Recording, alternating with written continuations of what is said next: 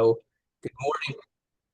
Good morning, everyone, and welcome to our second day of FLC's Literacy Leadership Institute.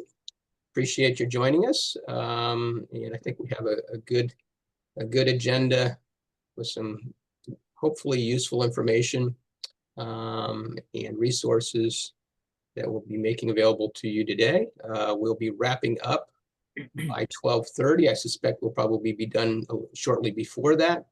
And first up this morning, we have a group of folks among among the registrants who have volunteered to share a little bit about a program or practice or initiative that they have within their organization. I always like this part of our Leadership Institute where we do some group sharing. This is really meant to be an opportunity to learn from one another. We'll start things off with sharing with you a couple of things we have going here at FLC as we round out our fiscal year. So we as many of you probably run on a July 1 to June 30th program and fiscal year. So we're in the last week and a half of our fiscal year, and so we do have two more offerings that we have here in June. Can you pull that slide up, Stephanie?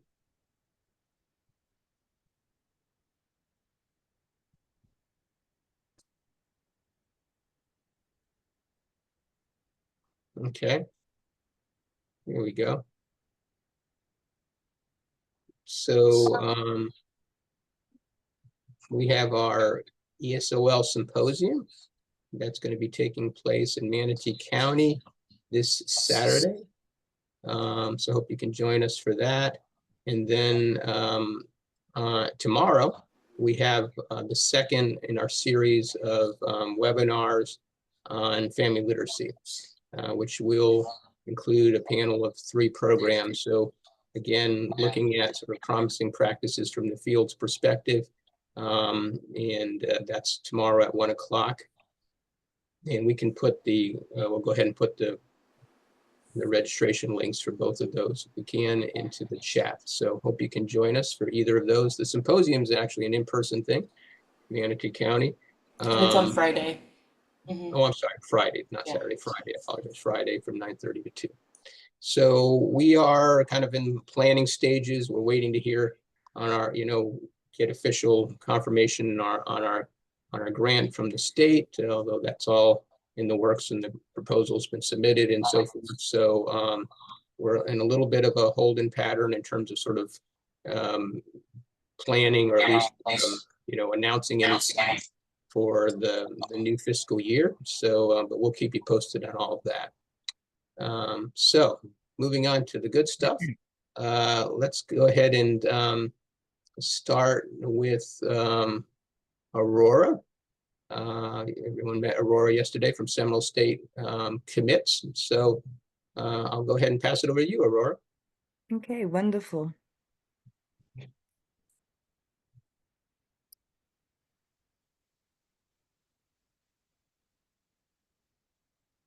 There we go. Okay, can you guys see that? Yep. Okay, well, good morning to all. Thank you so much for having me talk a little bit more about Seminole State Commits. Now, Seminole State Commits, when I first heard the word commits, I said, what are we committing to? This is something that I want to go for more information about.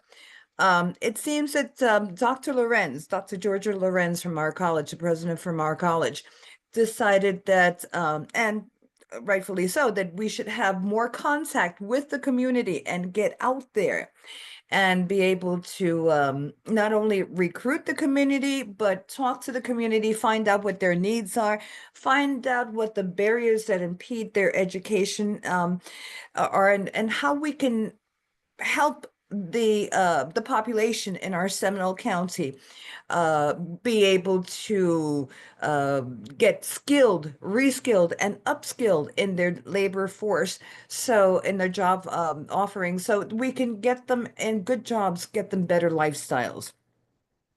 Now, commits started by going to government agencies, nonprofits, employment agencies, Seminole County Public Schools, community groups. And when I started at commits, I realized that within the college, they walk among us. We have people that don't have GED diplomas. We have people that need some help with English as a second language, that feel that they're lacking confidence to get a better job. So I started with our own population, getting the word out to find out what their needs are.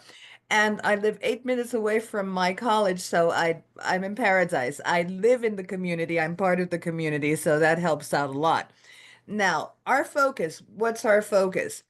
Our focus is the workforce training, short-term credentials with certificates. We're community for focused support. We're giving a support to nonprofits and trying to help out people that have needs that impede their progress. We have grant-funded courses that we're giving out, and we've had a lot of success with all of these. These are some of our partners.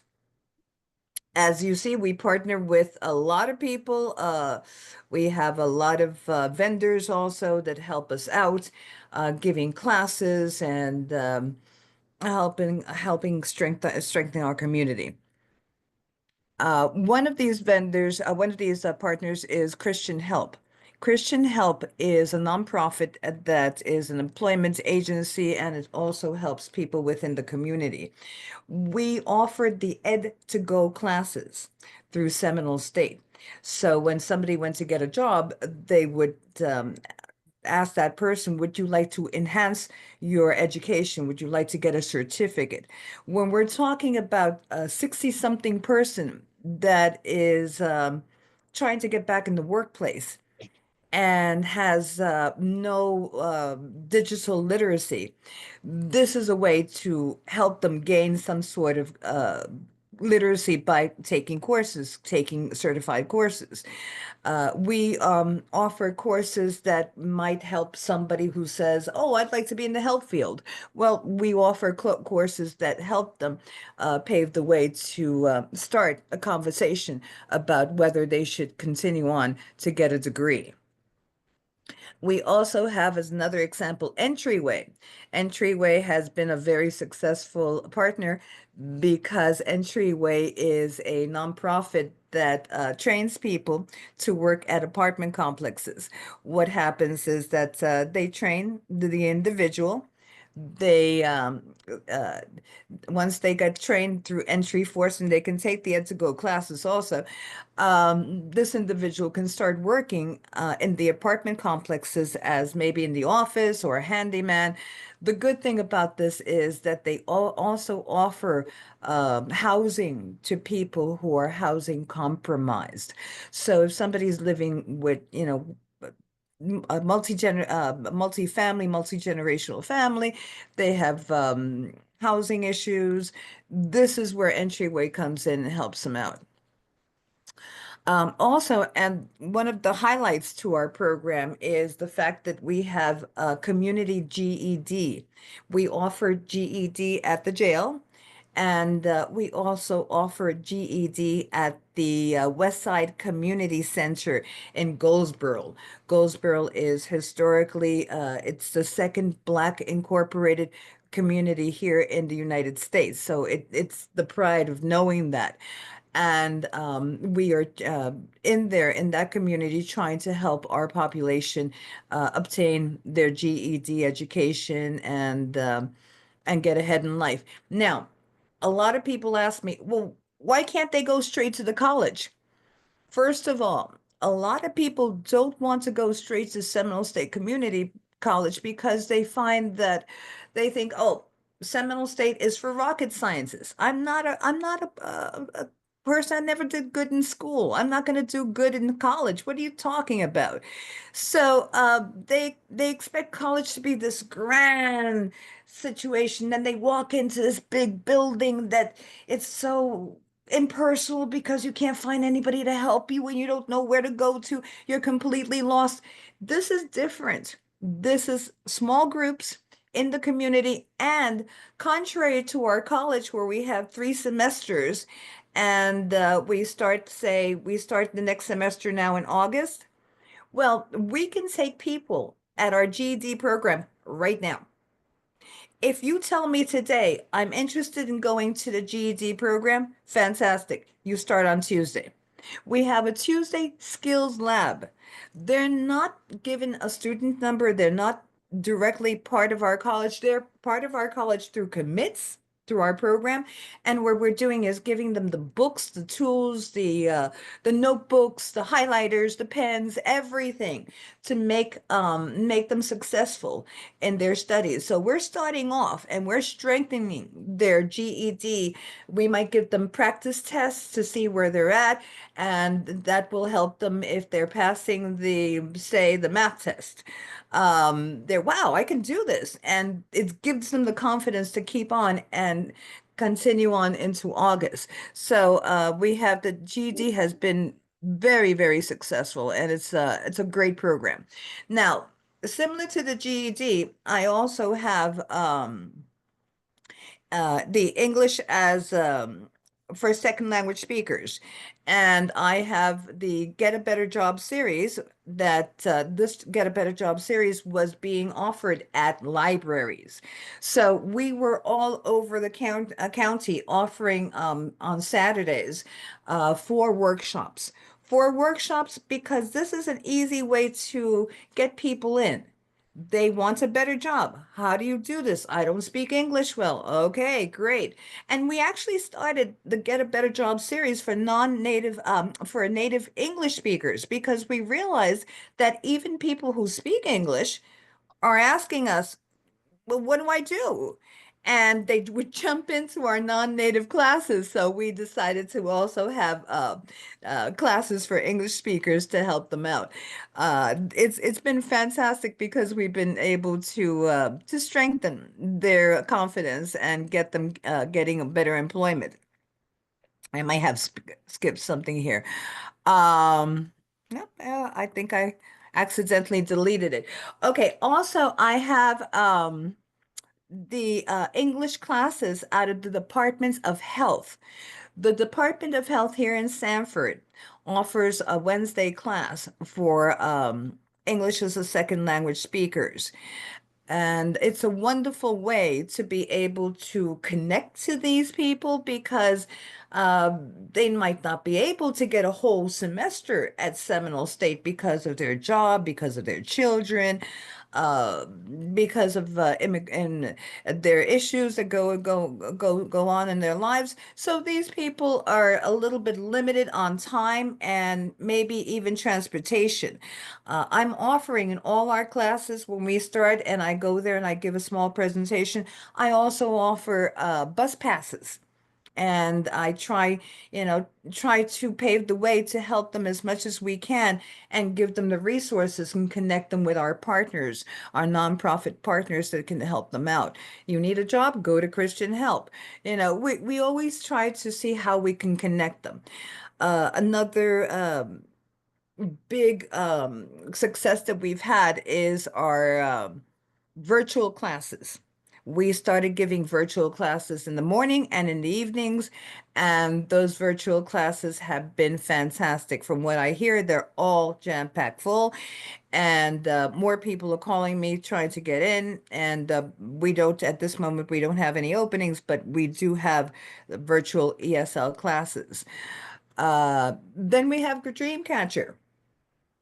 Dreamcatcher is a new program that we decided to start because we've realized that a lot of people really don't know what they want. And maybe they come out of high school and they take that gap year. And once they take that gap year, they're mine. They come to commits because they're up in the air. They don't know what they want to do. So Dreamcatcher is a program that through questions, it's similar to a Myers-Briggs, but a little bit more in depth because it helps the individual find their true calling and helps them determine what job field they should be in. And not only, well, I want to be a nurse. and then go into a nursing program and decide, oh, wait a minute, I have to know this and that to be a nurse, and I don't really like that.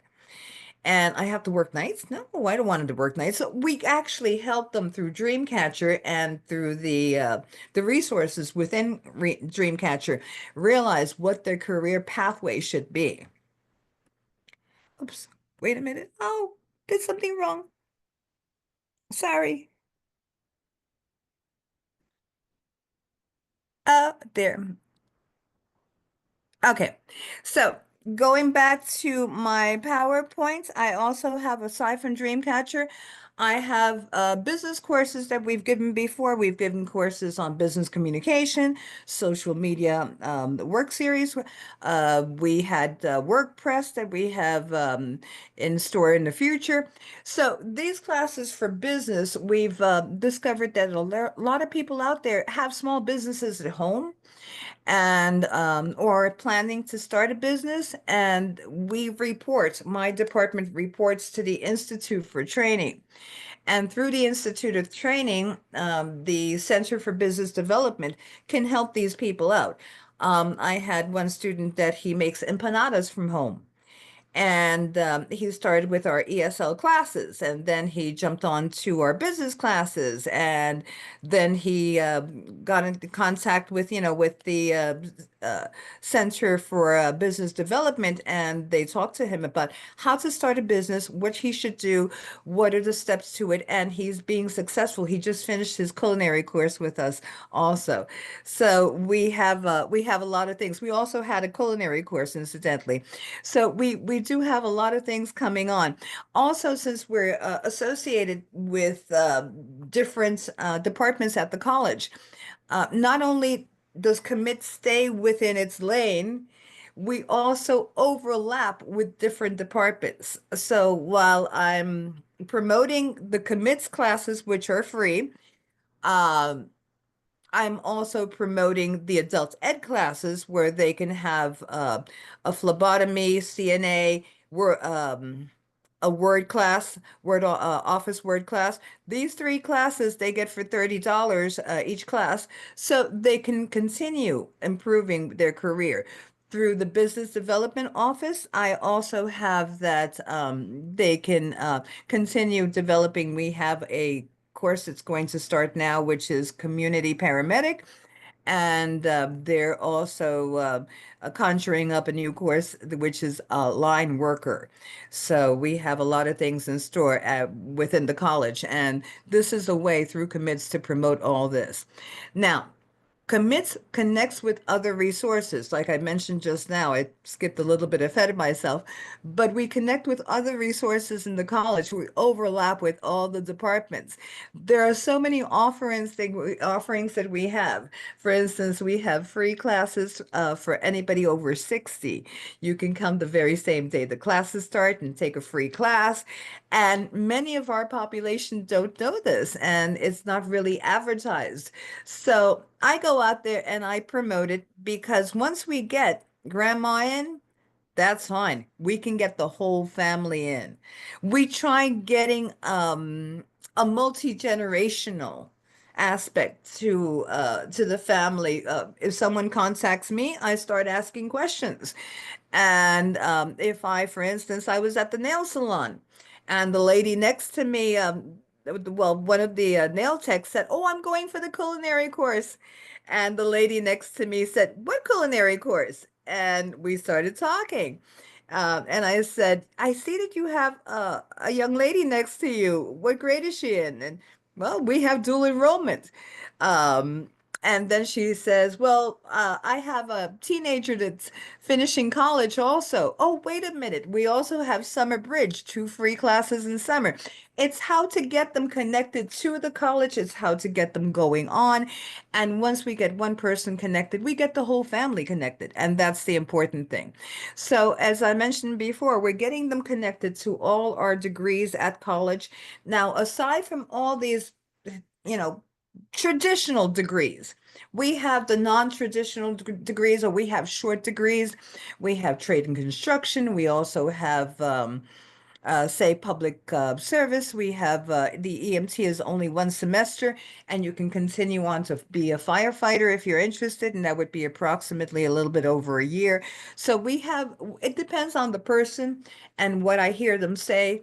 If they don't like school, if they want something quick, maybe a certificate, maybe something short. But then if they give me 2 more years of their life, oh my gosh, with an associate degree, some associates earn over $50,000 a year. So this is a big, this is a big opening. This is a big conversational starter. And this is a way to be able to help our community understand the resources that we have. And as many of you have said before when we were talking, we have a lot of situations going on. Like, for instance, we have holistic services on our college. We have TRIO, which can help anyone apply to any college, not only Seminole State. We're so confident in who we are. We're in the top 10 community colleges of the United States, not Florida, of the USA. And this is according to the Aspen Institute. So we are very confident and very strong, and we know who we are, and we try helping our community in any way. If you want to study something I don't have, we'll help you get into the college of your choice. If you are interested in going to another college for X, Y, or Z, I don't care. TRIO will help you. TRIO is there to give you information, help you apply, and give you information on scholarships. We also connect you with our recruiting department, our trade and construction, our dual enrollment, like I mentioned before. Now, activate your potential. How can we do this? We can get you to volunteer, to give instructional support. Incidentally, with instructional support, we have the teachers that are teaching our classes, they're all Seminole State teachers who on the side come and teach our classes. So we are so blessed to get people that are so well versed and educated and are helping us out with all our classes. We're connecting to people, and we want to promote and connect who we are and get the word out. Education is so very, very important for our futures, and we want to make sure that everyone has the information, is able to access this information. And of course, they could always ask me or come to Nicole Palmer, who's the grant project manager. And we're there to help our community and see how we could help promote education. So very important today. Well, how can we help you? Do you have any questions for me? Any comments? Oh, incidentally, we are also mirrored after Broward Up. Broward Up was the first program that started, and that's how Dr. Lorenz decided that this would be a good way to help our community and spread the word out of who we are. So thank you, Broward Up. Okay, well, I thank you. I have a question, Diane. Um, are the teachers paid or they volunteer to They're do this? paid. They're paid through the college They're paid through commits, commit. through our grant. Okay, it's a grant. Okay, thank you. Okay, well, thank you, Aurora, and sharing information about Seminole commits. And next up, we have Karen Strange, who wants to share a little about their program or initiative there at Leon County Library. So Karen? All right, thank you, everyone. Yeah, let me just pull this up. Damn. All right, can everybody see the slides? Yeah, you want to go to a view, slideshow view, I guess. Here, we're seeing all. There we go. Okay. There you go. Yeah. All right, got it. Okay, so yeah, I'm Karen Strange. I'm the Library Special Services Coordinator for Adult Literacy at the Leroy Collins Leon County Public Library. I think I always win the prize for the longest title. Yeah, with a lot of L's in it. So as we're a library-based program, of course, and we offer ABE, adult education, and ESL services to adults through one-to-one tutoring and small group tutoring. I'm the coordinator, so trying to keep this whole show running and different plates going. And one of the things I try to do every year is have a project that all learners can participate in. And it's a challenge. We have learners of all education levels, backgrounds, and English language levels. So let me see if I can get my, let's see. So trying to find something that really everyone can participate in, no matter what their language skills or education level, has always been an issue. So of course I decided to ask Stevie Wonder, and Stevie always has an answer. And this led us to creating a guided activity in which learners would answer the question, what is your favorite song? And the answers could be as long or as short as they wanted. So right now, extra points if you can tell me the name of the song that contains this quote. Anyone? So That's Sir Duke. yes, absolutely. I'm getting ready for playing trivia tonight. All right. Okay. If that comes up, let me know. Okay. You have to thank me. I'm just saying. Okay. So in advance, I talked to the tutors about it, and this is the information that I sent them. And this was just to kind of get them on board with the whole project. And I have to say they were very enthusiastic about it. And then I created a questionnaire just using Microsoft Forms. You could use Google Forms if you wanted to, but Microsoft Forms. And then I also included a link to a Wikipedia page of the different music genres and styles. And I asked them to help their learners complete this, and also gave them a due date, which they, as usual, just kind of ignored. And then I had to harass people to send me their stuff. Get it in already. And then also, yeah, we did plan to have a publishing party, which we did. We'll talk more about that. But I also created a flyer for the forum for the whole project using Canva. Yesterday, Rebecca talked about Canva, and honestly, I think we should have just an entire training on Canva. Canva has so many things that make it useful. And in this case, I created the flyer and also a QR code. And the QR code was a direct link to the forum, which was very convenient. And also included, just the email address if anyone wanted to check in with that. And I sent this link also to everyone in an email or in a text, however they preferred to receive it. So if someone didn't have the ability to use the QR code.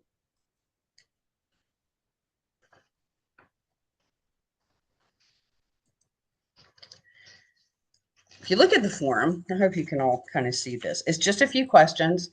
And really the main thing was just to have people be able to fill in the blank for this activity.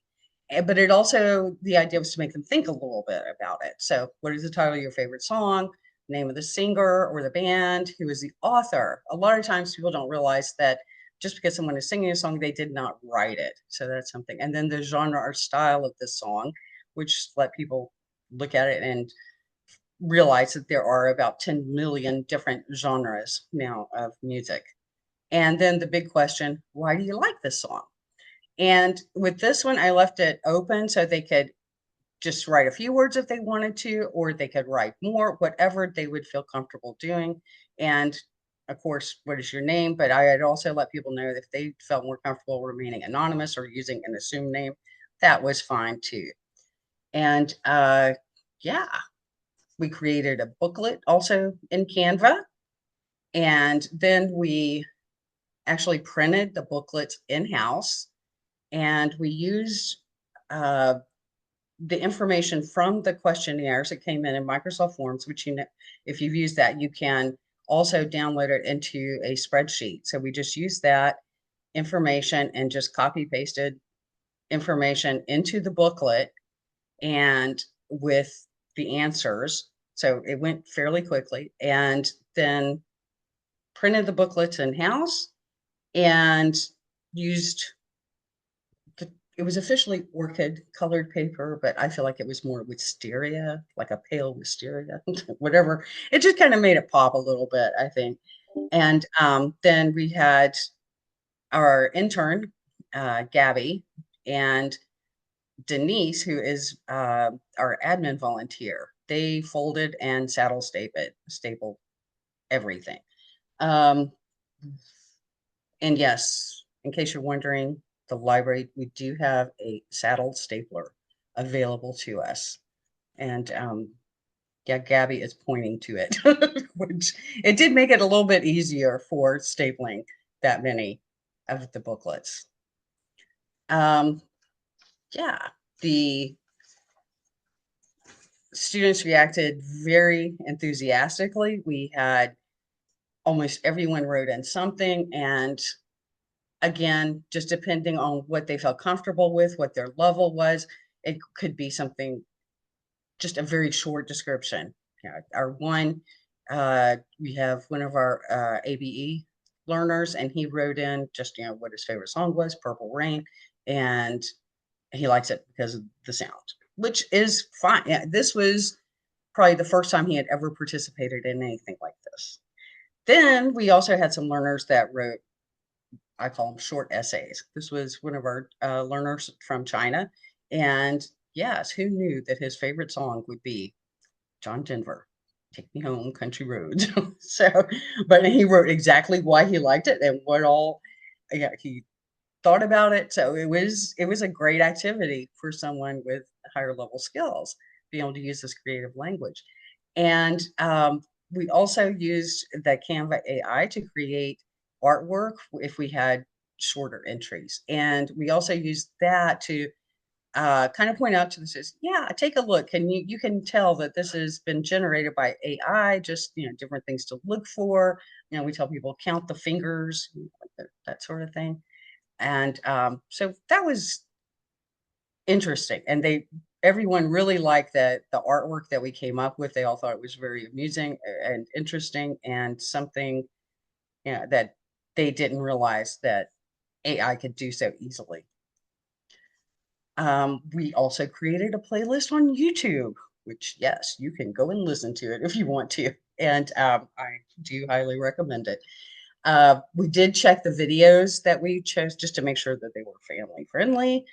And then we did have the party, and we had wanted to have a karaoke machine, and you know, the library, we can use one of theirs.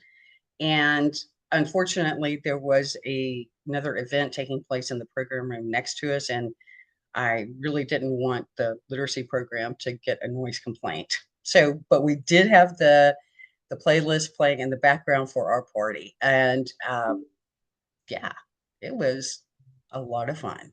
And the playlist, as I said, it still exists. It's up on YouTube, and you can go and listen to it anytime. The songs, they were so varied. We have, you know, quite a few, of course, popular music. We have some opera, we have country music, we have music from Syria, just all over the world, and all types of things.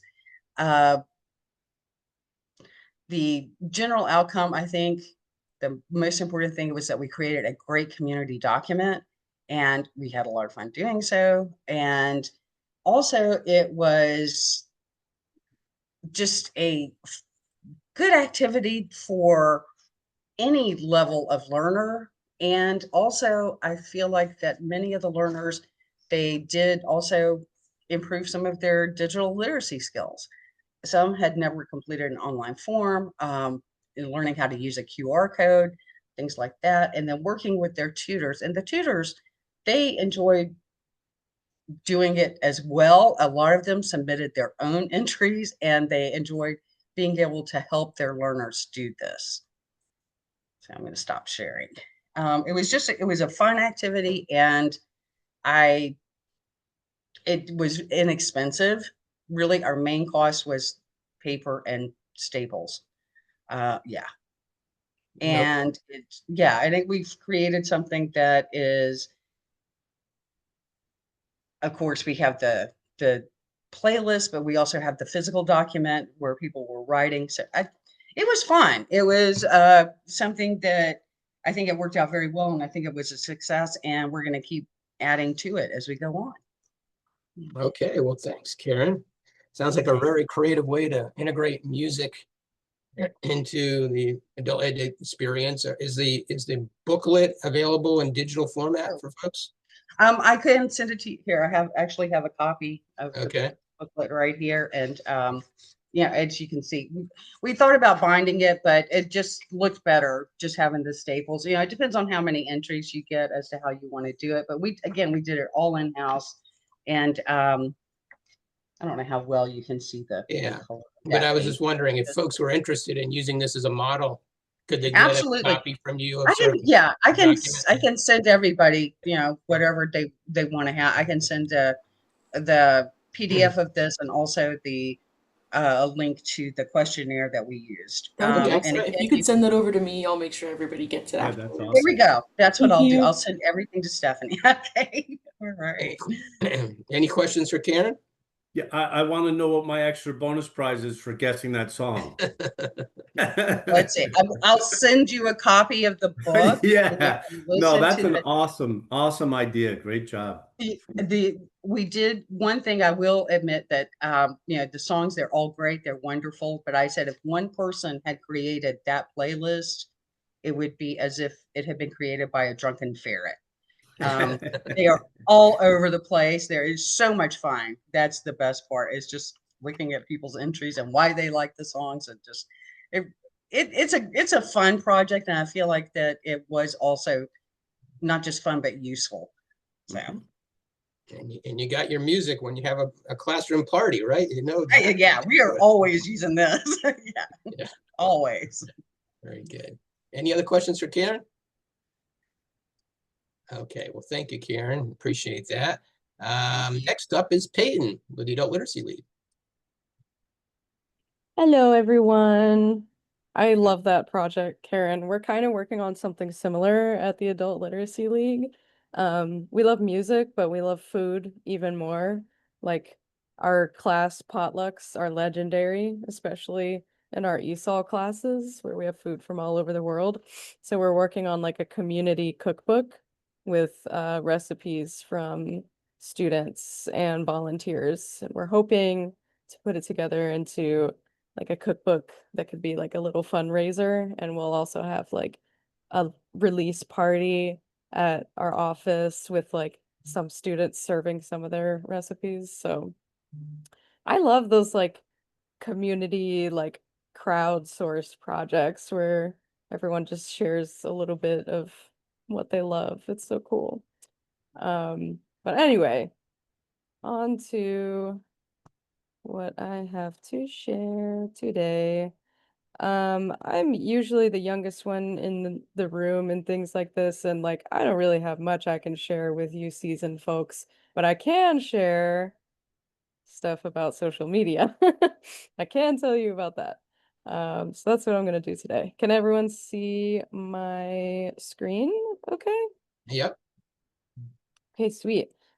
So today, I presented this at FLC a couple years ago, so I'm gonna kind of like speed run through it, do the crash course version of this. Social media strategy for small orgs, right? I hate going to a workshop and they're like, well, just, you know, set aside this budget or just hire this person to do this. And I'm like, no, not helpful. Thank you, though. So here's me. I'm from the Adult Literacy League in Central Florida, Orlando area. And most important, like, why should you even do this? Why should you have a social media strategy for your organization? And the answer is just storytelling, right? Telling our stories, the stories of our students and our tutors and volunteers. That's the good stuff, you know, that's what makes people want to volunteer with us, give to us, participate, support. So that's why we do it. It brings your organization to life, you know, on a platform. We eat, sleep, breathe our mission, but your random Joe off the street has no clue what you do or why it's important. Social media is a way to illustrate that to new groups of people who maybe have never heard about you before, but would be interested in getting involved. It's also a free way to drive reach. I mean, you can pay for social media advertising, but if you make good content, the algorithm will push that along to your people organically.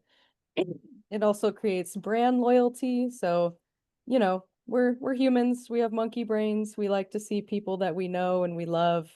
So showing the faces of people at your organization and helping your followers get to know them is just a good strategy overall. And it's a living portfolio of the good work that you do. So just like, you know, if you're thinking about where to eat for dinner tonight and a restaurant has like no online presence and no reviews, like it could be really, really good food, but you're automatically like, I don't know about this. Like, I don't know if I want to go there. It's the same for a nonprofit organization, you know, if you have, you know, crickets online on social media, website, nothing. We live in a digital world. People are going to be like, I don't know if they're really trustworthy, or I don't know if they're worth, you know, giving my time, dollars, whatever. So it automatically illustrates why you're important to new folks.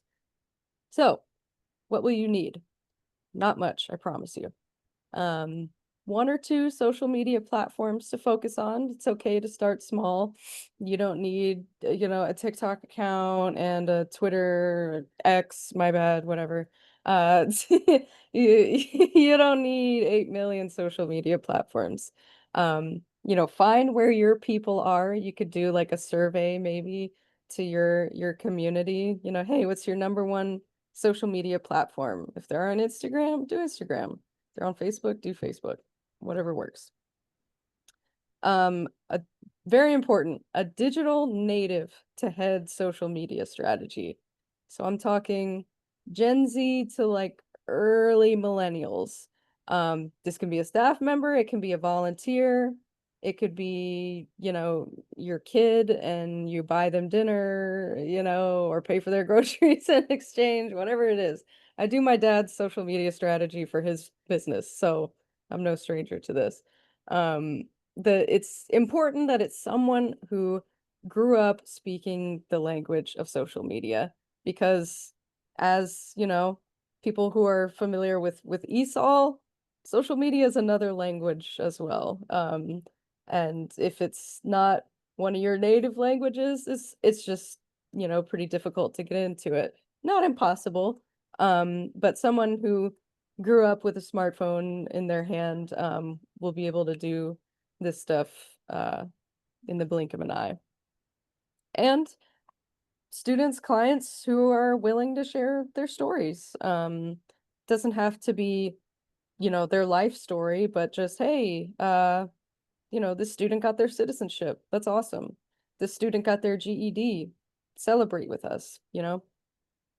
Celebrating those accomplishments, those milestones on socials are something we all love to do. So, free tools. We already heard about Canva, love Canva, made this presentation on Canva. It's free. And it does pretty much everything that like a really expensive Adobe suite could do. I know a lot of professional graphic designers would probably fight me about that statement, but I don't care. It's true. CapCut. So this is a video and audio editing app. So when you're making like short form videos for social media, you'll probably need to like splice together some clips. And you can do that in, Instagram or Facebook, but CapCut makes it a lot easier, in my opinion, a lot more user friendly. And you can just upload the edited version to your social media platform of choice. Linktree, love Linktree. I can show you guys what that looks like. So here's our organization's social media account. You'll notice one thing, a lot of faces, a lot of real people. We love infographics, but want to make sure you got real smiling, happy faces in there because that's what people connect with. So in our bio, you'll see this Linktree link. And it has links to all of our things, where to donate, how to volunteer, what's our class schedule, anything that you could need, it's all right there, since you can only put one link in your Instagram bio. So that's why we have that right here. So Linktree rocks. And then like a bonus, are these like lav mics or lapel mics that we got on Amazon. The little like driver connects to your phone and it just makes your audio a little crisper, a little nicer, makes it seem a little more professional. Again, you don't need these, but it's an easy $20 to make something really nice on social media. So you're like, okay, cool, I can do all that.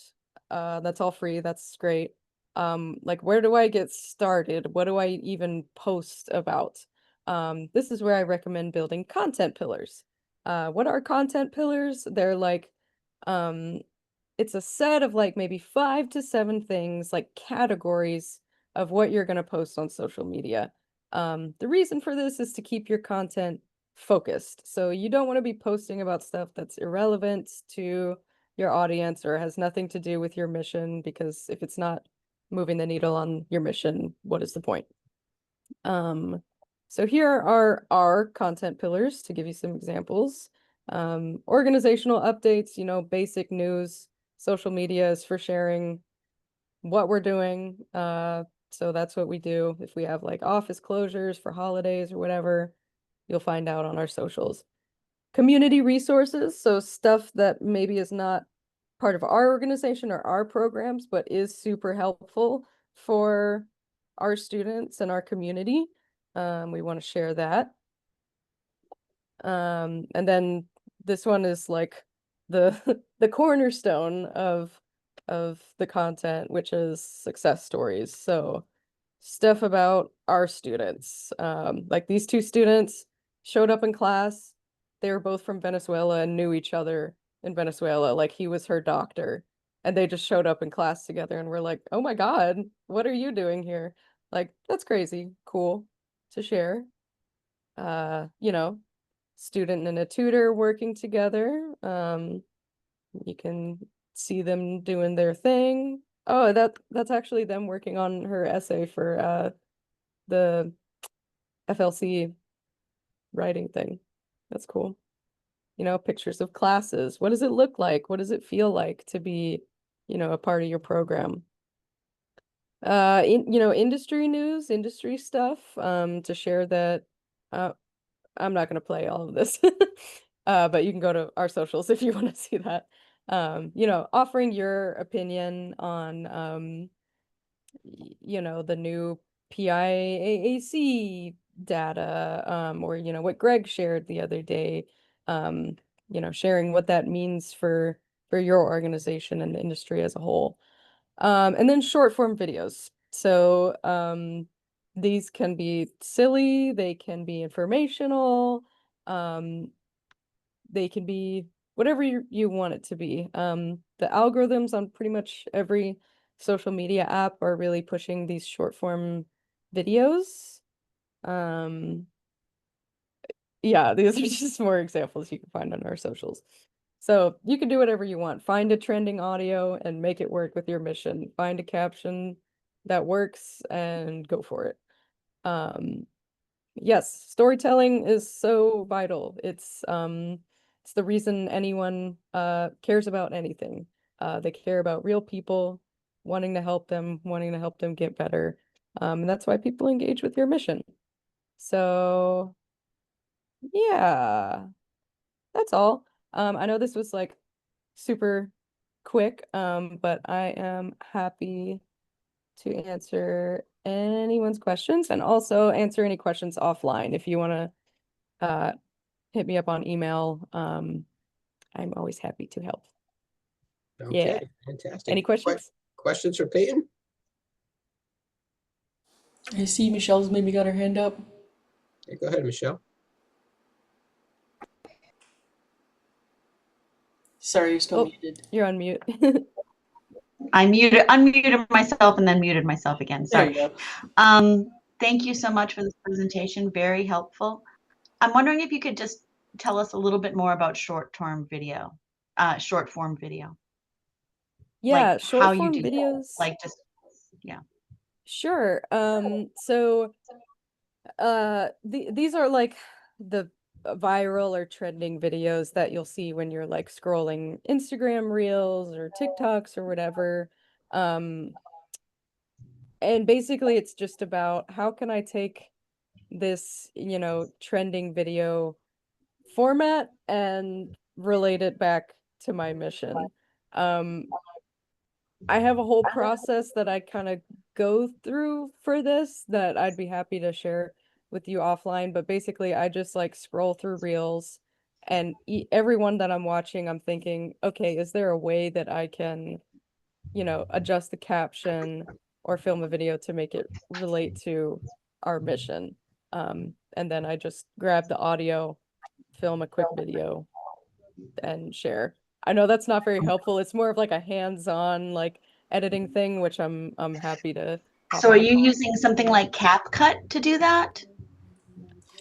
CapCut, it depends on like the how much work I need to do editing or splicing, because sometimes it's just like a one-shot video. So I just click on the audio, film the video within the app in Instagram probably, and then I can save the draft from there. But for more like editing heavy ones, I'll probably do it in CapCut.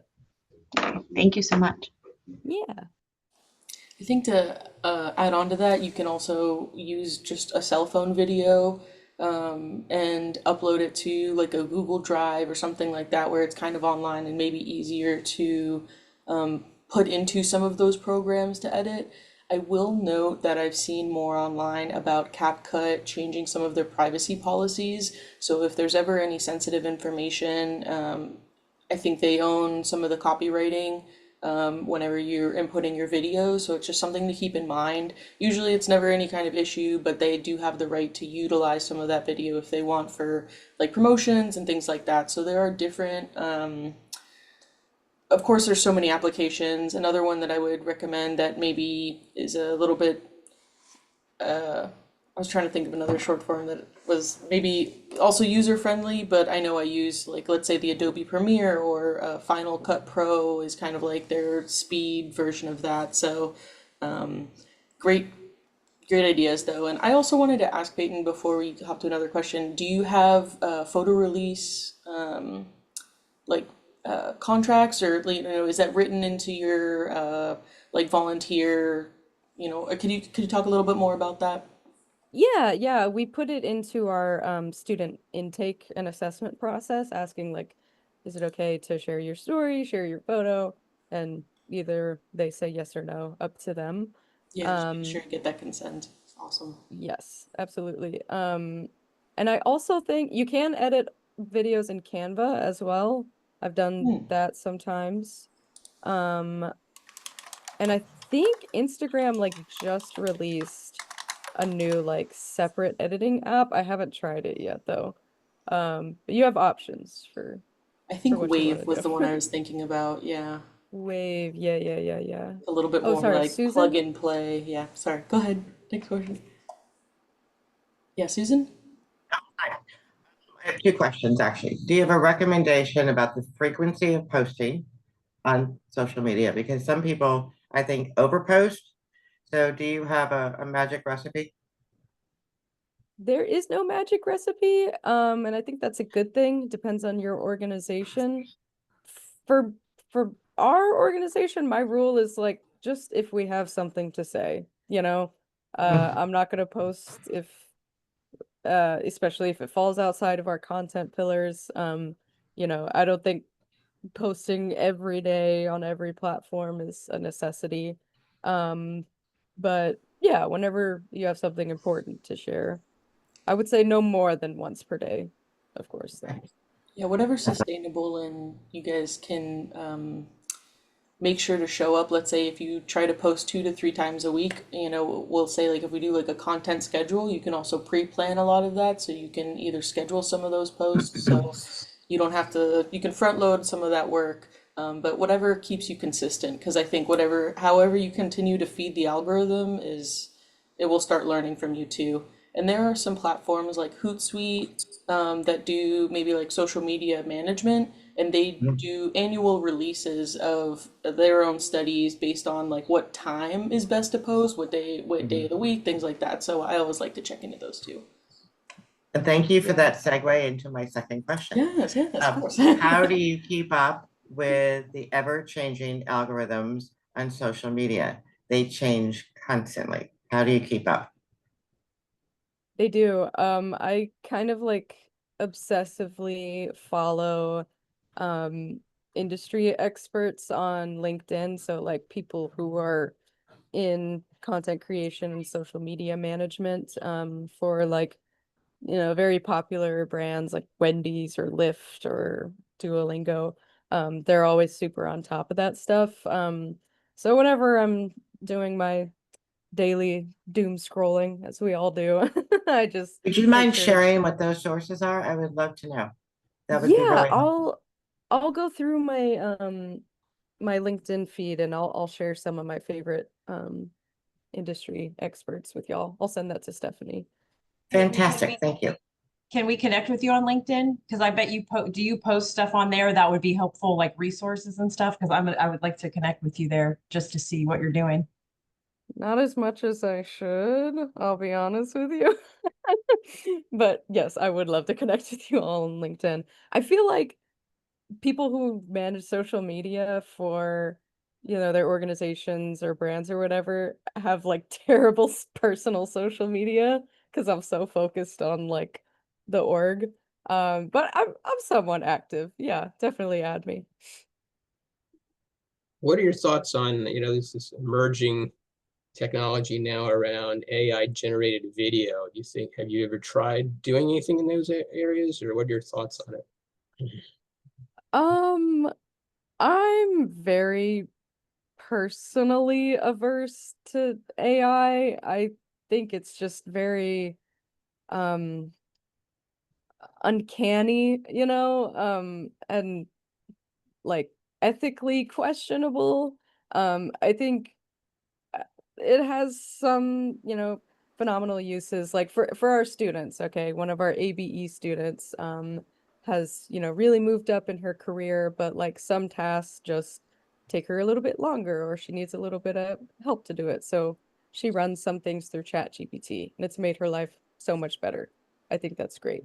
For content, I think posting anything that's not real, you know, people and real stories is just kind of uh disingenuous, like going against the grain of Oh yeah, what we're I want trying to to do.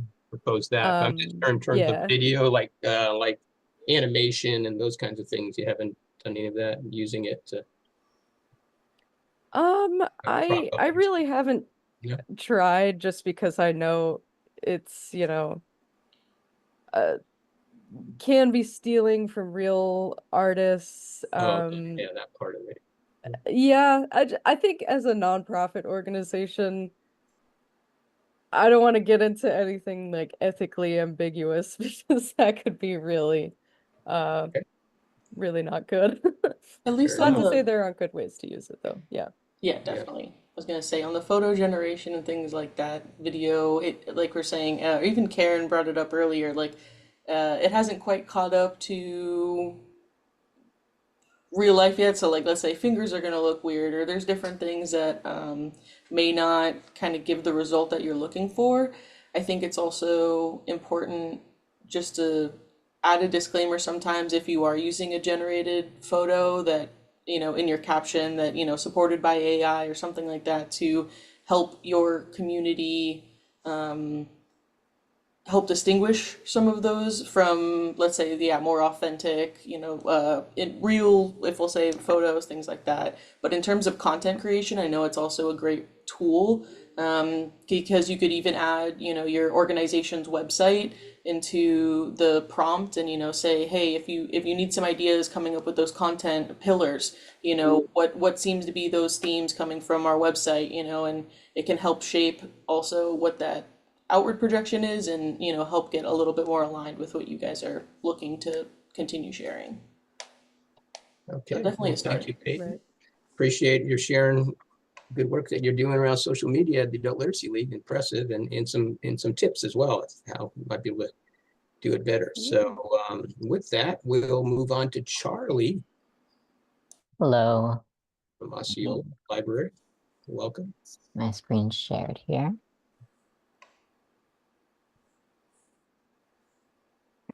Want to see that okay? Looking Yeah, good. looking good. Hello, my name is Charlie. I am at the Osceola Library System. I teach 2 of our beginner ESOL classes as well as a conversation ESOL class and things like citizenship computer classes as well. My focus today is the use of games in those ESOL classes and kind of how we can use them to make them more interactive, get some engagement going, especially for those nervous students who are, they come in and they say, I don't know English. And I say, you just spoke English, good job. So that kind of situation. Kind of already covered this a little bit, but my audience is for adult English learners. The classes are free drop-in classes. There's no registration or requirements to join, which means that I have students ranging from very, very beginner learners to people who are advanced and probably know more about the language than I do. But in that, my first game, these first 2 that I'm going to go over are staples of my classes. We incorporate them into every lesson. Usually at the end of class as kind of a wind down, practice our vocabulary, things like that. So our first one, Hangman. People get surprisingly into Hangman. They really enjoy it. It can be a little morbid to explain for people who aren't aware of the game beforehand. That is honestly the main issue I've encountered, of having to explain that we're playing a game that if we lose, this guy dies. But we use words from the weekly vocab in the Hangman. I find that it practices the English alphabet, saying the letters in English, practices spelling, obviously. And I use it also with helping recognize kind of basic numbers. So I'll say something like, this word has 8 letters, this word has 10 letters, things like that to kind of incorporate a little bit, although that's not really a main focus. Hangman especially, I've found, is a pretty low pressure way for nervous students to participate. All they have to do is call out a random letter, and if it's there, amazing, and if not, that's okay. I create my own Hangman games on that hangmanwords.com there, that first link. But there are some that I found pre-made on this English Hilton. It's a German website, but they have lots of good practices and games that you can use for free and are kind of self-graded. But my picture here, this is from one of my first early classes where we're talking about family words, and any letter that hasn't been chosen is in the blue block. Anything that has been chosen and was correct is green. Anything chosen wrong shows up red, so you can keep track of what's been chosen pretty easily. My second weekly game, crosswords. Sometimes I'll break it up depending on the categories. This one we were talking about houses, and one of our categories was rooms. So again, practicing the weekly vocabulary helps to practice spelling, but also matching words with definitions. In this game, I also include what I call stretch words, words that weren't on the vocabulary list, but are on topic or are part of the category that it's a pretty good chance we talked about it during class, even if it's not specifically on that list. And again, I make my own on that Crossword Labs, but they also have pre-made ones that I've used a couple of these, especially for what I'll talk about here in a second, these kind of game-centric classes that I have. So because I teach 2 beginner classes at 2 different locations in the same week, so I'll have Thursday night at one branch, Friday morning at another. I try to very hard to keep them on the same lesson each week.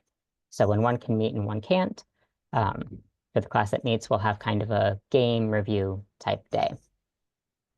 So we'll start with review usually from the past couple weeks. If we ran out of time to play, let's say our crossword one week, then we'll review with that as well. And then usually we'll kind of go through these next couple games with the alphabet game, first letter, last letter, 20 questions, things like that. For anyone unfamiliar, the alphabet game, you just go through each letter, A, B, C, D, down the alphabet. To kind of keep it easy, you can do it either with a category or without. So if I'm going kind of on the easy mode, then I'll just go around the circle. One person says something with A, B, C, and we'll go around until we finish the alphabet, or maybe once or twice around. If I want to increase the difficulty, we can choose a category, like food is a popular one, or place names. So in this case, it would be apple, banana, cake, donuts. There are certainly categories that we end up needing to skip letters. There's very few words, food words that start with the letter X, for example, in English. I think there's like 2, and they're not very common. So that's kind of a downside to this one if you're trying to go through. But we do always spend time brainstorming, thinking what could be a word. We spend time on it, even if we know that there's not going to be one. The second one here, similar, but a little less, well, it's not alphabetical in the same way. So first letter, last letter. Again, I usually go around the circle that we're seated in, and the first person starts with any word, and the next person has to choose the next word that starts with the letter the previous one ended in, which is going to be difficult to explain, but I find showing an example kind of helps. So the example I use in class, we have green, which ends in N, which the next person might say nice, which starts with an N, ends in an E. So the next person does an E word like elephant, which ends in a T. The next person might say Tuesday, and so on down the line that way. There are a lot of E words, I find. There's very common letters that words end with in English, so you can make it easier or more difficult by deciding how much repetition is allowed. Can you say elephant 2 times in the same game? Or, my example here, if someone has used walk, is a different form of that verb still okay? Things like that. And my last routine one, 20 questions, is pretty much the standard 20 questions game where someone chooses something that everyone would know. I switched animal, vegetable, mineral to animal, plant, object, just so people, we don't have to spend as much time describing what is a mineral. That's not really the point of it. But this can be adapted for any level, I find. And then yes, no questions from there on out. Lesson learned on this one. It's easier for more confident or competitive students to kind of steamroll or take over compared to less confident students. So there's a little bit of classroom management that needs to happen with this one, at least from my experiences. But that can also be true of crossband and hang word. If one student knows all the vocabulary because they're an advanced speaker and the other one doesn't know as much, then it can be easy to fall into that trap of letting the person who knows answer all the time. Like I said, that's more of a classroom management situation. A couple other games that I've either tried or would like to try. Simon Says, great for prepositions. In that lesson, I teach prepositions and body parts at the same one. So put your hand on your head is great practice for that. Picture bingo to match the vocabulary with the words. Scavenger hunts, I tried this one very recently. I did it online, so there was an aspect of digital learning as well, but that can be done in person in the library. That's where I host my classes, or on like the program's website to get more information. With that one, I was hoping to kind of bridge a gap between, let's say students are signing up for a library card, or they come in and they ask for, when classes are. That's great. They get that information, but do they get the extra information they would, like where to find the calendar online, or what databases are available? Or is that happening in interactions where there's more of a language barrier? And so that's my goal, to try and let people know what's available, what we offer, and also make it fun and practice navigating websites. But that is my presentation. Pretty simple, but I find it helpful. Okay, well, thank you, Charlie. Yeah. Game playing is always a great way to engage the students. I saw you had a question there. We can put that out to folks. Does anybody have any questions for Charlie, or have any games that you all use in the classroom that you'd like to share? I just have a resource that I'll share for bingo. He mentioned bingo. Yes. There's a free site you can use called bingobaker.com, where you can create your own bingo cards. Oh, okay. And you can use them hard copy, or you can actually use them virtually by sharing the link and with the class, and everybody gets their own bingo card. Awesome. Thank you. Yeah. Any other questions or comments? Okay, well, thanks again, Charlie. And our next presenter to share a little bit about what they're doing at the Learn to Read St. Johns County is Joe Cini. Joe? Hi, thank you very much. Yeah, I'm going to be short and sweet because I know we have Marcus coming up, and ours is a program or project in progress. But Stephanie, thank you for sharing that. You can just kind of every couple of minutes just change the pages, because it's more to show everybody what we were doing in the past and how we're going to combine that for the future. So if you want to do the next slide, that's fine.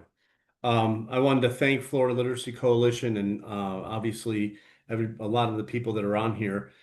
We have been fortunate to receive the Family Literacy Grant through FLC and the Kislak Family Foundation, as well as the Wells Fargo Financial Literacy. And that those have been very successful programs over the last couple of years. And I was sitting at the FLC conference in Daytona in May, and one of the last speakers that we had was Marilyn Drayton, who I know Greg and Stephanie know. I'm assuming everybody else knows of her or has dealt with her. She's a retired person from Wells Fargo, and it was one of the last presentations, which is unfortunate because it was sparsely attended, but she was excellent. And she started right in on the hands-on banking, and literally was saying exactly what I had been thinking about, which was how can you combine family literacy, financial literacy, and not only bring it to the students that you already have, which for Learn to Read is 16 and above, but how can I also combine that with our family literacy project, which really is geared towards the migrant family with young children and middle school age children and some high school students. And I asked her, do you have anything for that? So she immediately brought out all of the things. If you can just, Stephanie, go to the little slide presentation that says financial resources. Just, one more, I think. Nope, one more. Right. The hands-on banking overview here, which is free from Wells Fargo, downloadable. The key for me, and I'm sure for many of your programs, it's available in Spanish and in English. Now, we don't have any requirement that our tutors be bilingual, but we're fortunate enough that we have a couple that are, and one who definitely is our Putnam County person. So she's the one dealing with the young migrant families and the children.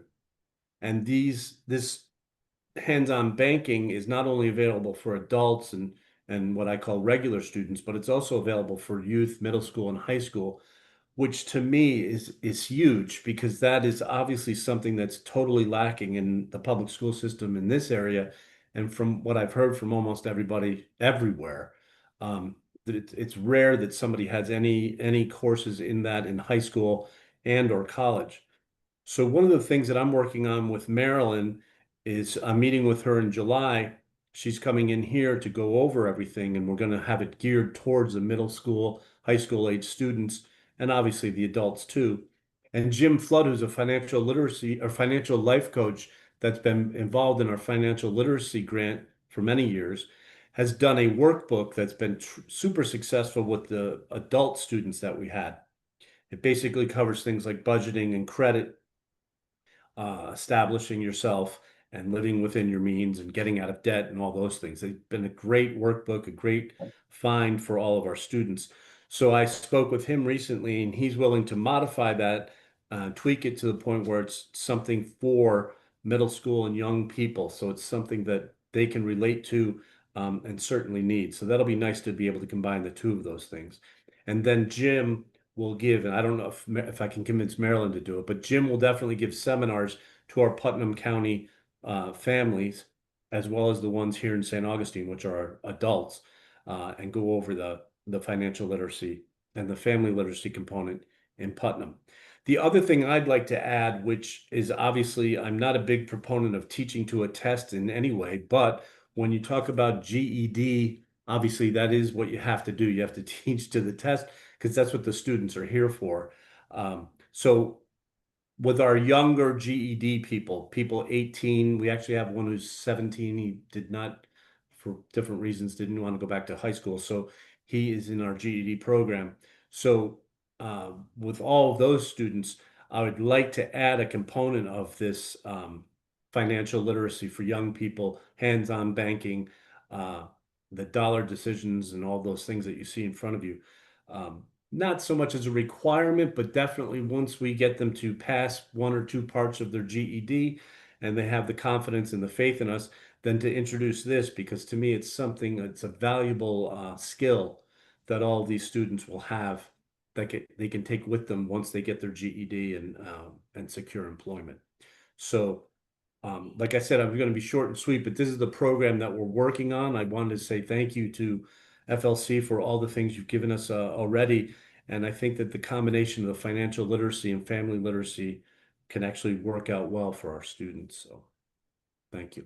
Okay, great. Well, thank you, Joe. Mhm. And you're doing great work there in St. Johns County. Many of you probably know that we have these grant opportunities available. We don't have anything that's we have out right now in terms of applications, but we do have traditionally had 3 different grant opportunities throughout the year.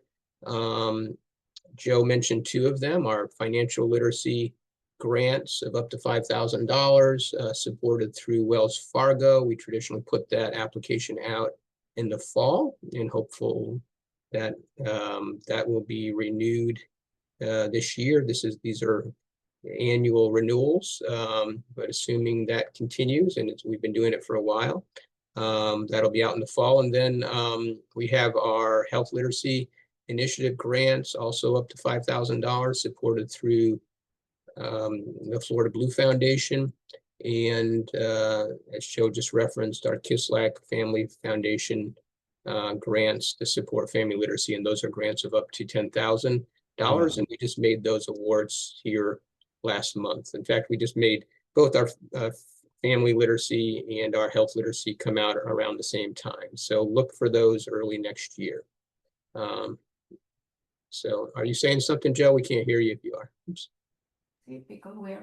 Okay, very good. So We did have a question in the chat for Joe. do we? Okay, good for Joe. Yes, and I just answered it. It includes online banking such as paying bills. Oh. It's my understanding, yes. I haven't gotten to that level with Maryland yet, but it should. And I know from prior seminars we've had with Wells Fargo people here that option is obviously available. I also see Susan's hand up. I'm I sorry? have a question for Joe or anybody, really. We've struggled with getting our ESL learners to financial literacy. We've tried several different approaches. Live, we've tried online through a bank as well. And I'm just wondering what has been your experience or what has been your approach and your outcome? I'll leave that to everybody, but for me in particular, the gentleman that we have, and obviously everybody can't use him because he's local, but he's been awesome because he has a workbook, which I think I've given to FLC, but I'll make it available again. That's kind of tailored to the individual. It's all general topics, but the individual has to fill it out. The one thing I will say is problematic a lot of times is it's private information. It's something somebody doesn't maybe want to share. So you have to let them do it individually and then talk about things in general and then privately meet with them. But to me, if you make it where it's real, like they are honest with how much debt do I have, how much do I make, how much do I spend, how many times do I go to Starbucks, all that kind of stuff, it's useful information. So as long as they're honest, I think if you make it so that they can use the information, you'll get success. So he provides a little bit of individualized financial coaching to these students. Right. Okay. If they're interested. Yes, Yeah. and he actually does. I mean, if somebody is like they want to go beyond it, I mean, he'll obviously, if they want to pay for it and they have the ability, that's fine. But he's very generous and he'll offer advice and guidance to people for free. Yeah, we're very lucky. Okay. Thank you. Mhm. Any other questions for Joe?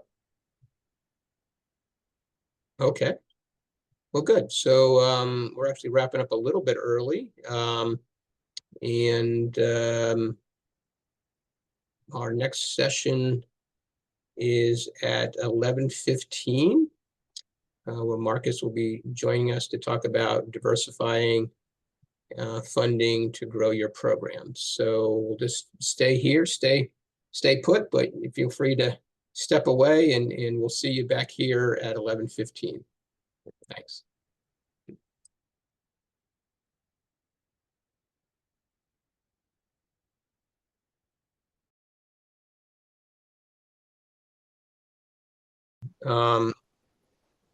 So welcome back, everyone.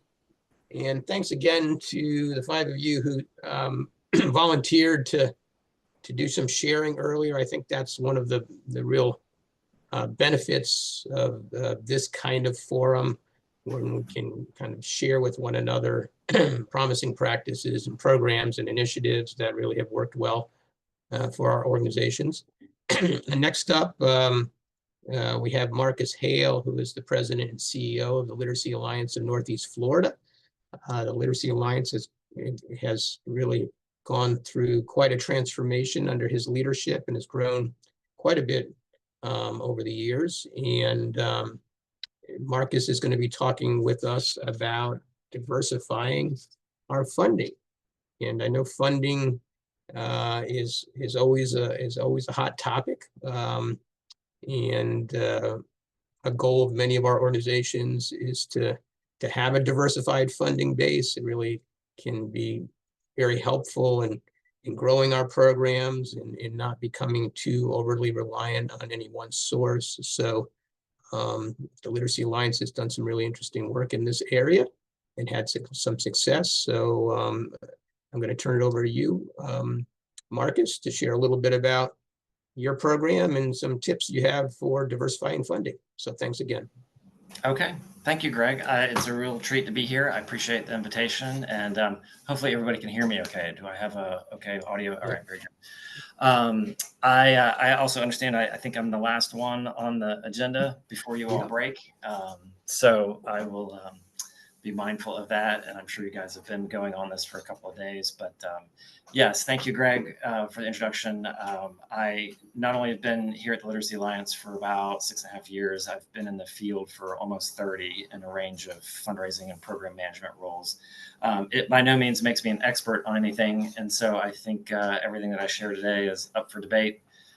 Everybody's circumstances are probably a little bit different. So most of what I've got is examples, and I think even some insights that can more or less be broad brushed across everything, but everything's also probably taken into some kind of nuances too, given your own particular circumstances. So I also know that a lot of you had several questions too, and thank you, Stephanie, for allowing me to ask that question out to the group. And so what I noticed in those questions were kind of like I just mentioned, some broad brushes around diversity and kind of interest in how to do that.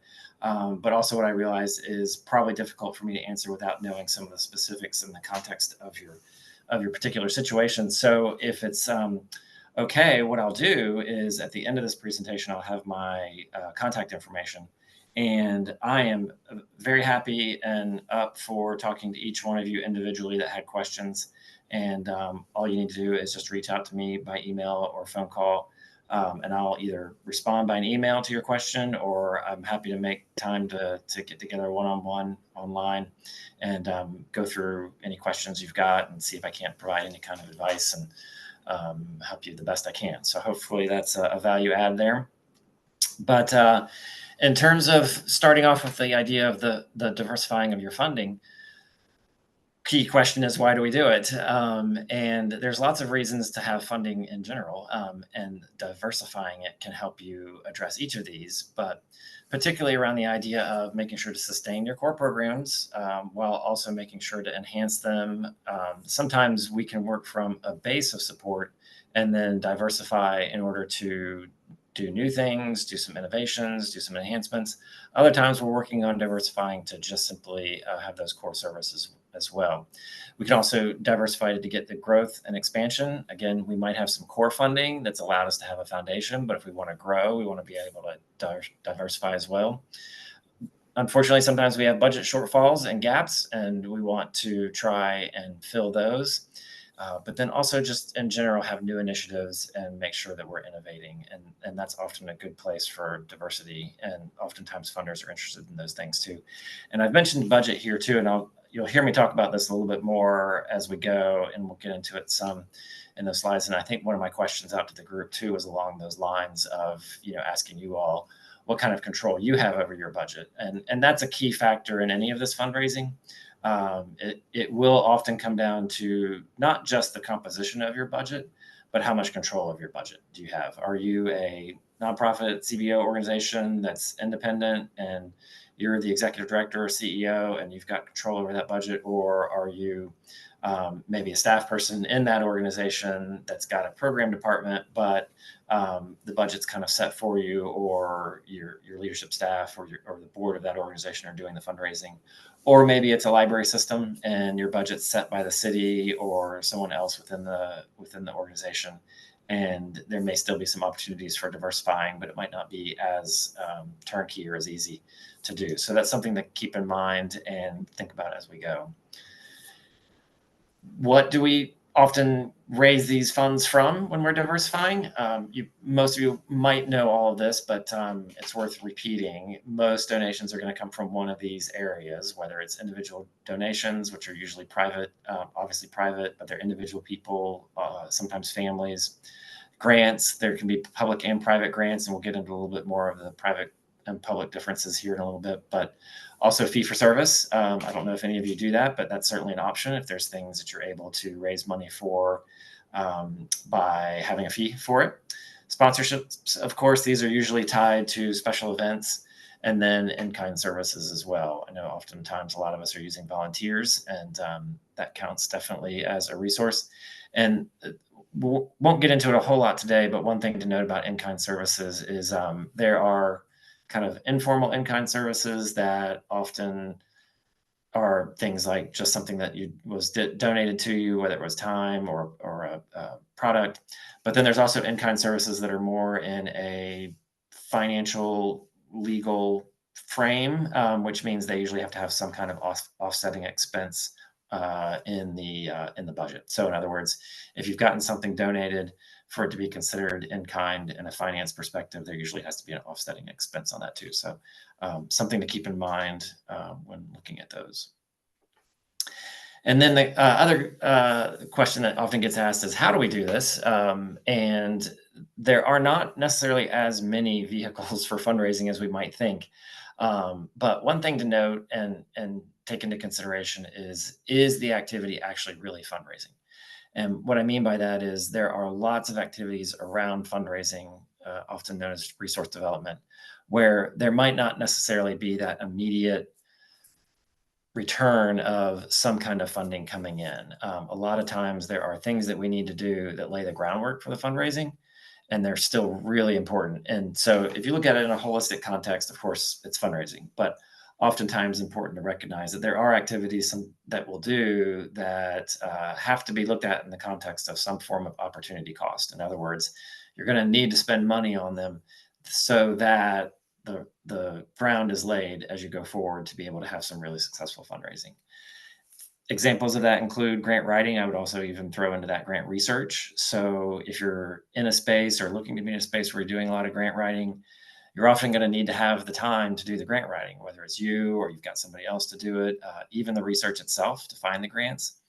But that's not necessarily the fundraising mechanism. The fundraising mechanism will be whether or not that grant's a good fit. And so between your research and your grant writing, there's time and effort that needs to be put into that to really make sure that you've increased the chances of your fundraising success. So in that vein, your goal is, you may not necessarily have a guaranteed win, but you're trying to make sure that you're increasing your success and your likelihood of the chances of that funding going through. And sometimes it might take more than a couple of times, sometimes 3 or 4 times to get grants. So the question can sometimes be asked, were those initial grants that you submitted, even though they weren't funded, is that fundraising? I would say yes, it is, but definitely something that you have to keep in mind because of the costs that are associated with it too. There's also marketing, particularly when you're talking about individual donations, and this can be somewhat tied to special events too. But from a basic level, marketing is a entry into the business, so to speak. It's something that we have to do to really make sure that we've got the awareness out there. Light is going on. That we're getting the awareness out there so that individual donors know about us, and as they're hopefully interested in our mission, they're seeing that. You really want to create a situation, that's just going to stay off, isn't it? That if there's donors out there that themselves are thinking, I'm really interested in this issue of adult literacy, that through your marketing efforts, you're going to pop up as they start to look. And that can be traditional marketing, online, through advertising, what have you, but also just classic development work where you're out there in the community, you're speaking of events, you're meeting people, you're going to various functions where you're spreading the word about your organization one person at a time. And as somebody who might be looking to donate to adult literacy organizations is interested in starting to ask around, that you've got a group of people, hopefully a large group of people in your community that say to that donor, oh, you really should check out the adult literacy organization here in town. So, and then special event coordination, there are a lot of expenses behind special events. That it's still something you should look at, but again, is it fundraising? With most events, you're going to need that special event coordination person. That's going to either be your time as a staff member of the organization, or you're going to be needing to bring somebody into it. That in and of itself isn't necessarily fundraising. You're actually spending money on it, but you're going to want it. You're going to want to make sure it's done right so that then your actual fundraising will be done and done well. Gift processing is a fancy word for things like thank you letters. So a good baseline before you really get into the fundraising piece of it is making sure that, do you have the infrastructure in your office to make sure that when a donation comes in, that you've got something to send out and somebody to send that out. A lot of times donors will ask for tax receipts, either when they make the donation or at tax time. And you'll want to just make sure that you're prepared from an administrative level to be able to do that. And then finally, there is the question of lobbying. Is that fundraising or not? There's certainly lobbying for general awareness about adult education and adult literacy, but then sometimes there can be lobbying for funding at a local, state, or national level. And that often does result in funding. So certainly should be something that you think about in terms of your overall fundraising diversification strategies. And then who does this? I always start with the volunteers. The crux to all of this fundraising is most often going to be your volunteers, particularly your board members. If the leadership of the board isn't invested in the fundraising efforts, that's really going to hamstring your efforts. Doesn't mean it can't be done, but fundraising is a team sport. It really requires a lot of people out there to help spread the word, to open doors, to make asks. And it's really helpful when you've got a board that can help you with that. And I know a lot of boards and board members may sometimes balk at that. There's some uncomfort there for sure. Sometimes there's some uncomfort in the staff. There are certainly, ways to do that where it doesn't necessarily always have to be this high pressure situation of, okay, Mr. or Mrs. board member, so-and-so, you have to go ask them right now for $10,000. And understandably, that person might be a friend of theirs. And as much as they love you, they may be uncomfortable going to their friends. And so there are certainly ways to work through that where you can turn that situation much more into a relationship development component, helping them just spread the word about your organization, helping them talk to others about your organization. I often say there's a way to kind of make sure that you really don't end up having to ask for anything. Sometimes if you're developing the relationship, there eventually will be a point where if there's some interest on the donor's end, they're actually going to ask you. They're going to want to know more about you. They're going to want to know what your needs are, and you're going to be able to answer their question. And there often won't even need to be an ask in the process. They'll just automatically be like, I understand your needs now. I really like this mission. I want to support it. Even if you have to ask, you're usually kind of getting it so close where you're just nudging that ask just a little bit. And it's a really comfortable situation for everybody. And then you're also not surprising the person. You definitely don't want to create a situation where you're trying to get in front of a donor and you've gotten a meeting and they don't know why you're there other than they understand that you're here to share more about your mission, and then you spring an ask on them. And that might not necessarily always be the most well-received thing. So relying on those volunteers to create those relationships. And then obviously, finally, the staff, there's roles for each person in the organization. At the end of the day, everybody in an organization is fundraising. You may just have a slightly different role. If it's the executive director or the CEO, that's often where the real asks come in, and honestly, the ultimate responsibility. But then also all the staff are involved, even if it's just as advocates. The more all of your staff on your organization are advocating and out there talking about your mission, that's helping a lot. That's really helping pave the way for some successful fundraising. And I come back to this budgeting piece just to kind of, again, reflect on it in the sense that any fundraising that you do, particularly diversifying your funding, really does have to rely on your budget and understanding your budget. Knowing what your expenses are, knowing what your current revenue is. Are you budgeting, well ahead of time? Are you budgeting without necessarily having a sense of where all the revenue is going to be coming from? That really is the biggest starting point before you can do any kind of diversifying. And that will give you a sense of what your model is. And what I mean by that is we are not, as I mentioned before, I think we're not puppies and children. So we're in a very difficult space, in all honesty. Adult literacy and adult education, you all know we have great stories to tell. And those are, back to the marketing, those are really, really great tools to be able to use in your fundraising.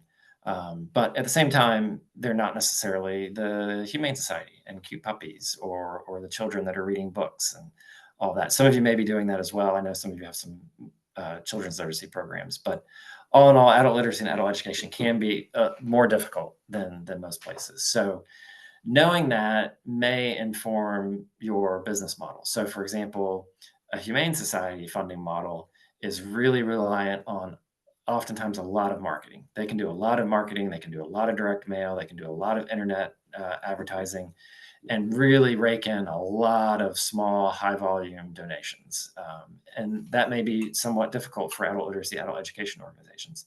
So our model may be a little bit different, and it might even be different even among ourselves. Some of us might be really reliant on some city funding or something from a school system. Again, if you're a library, you may be really working with a city budget.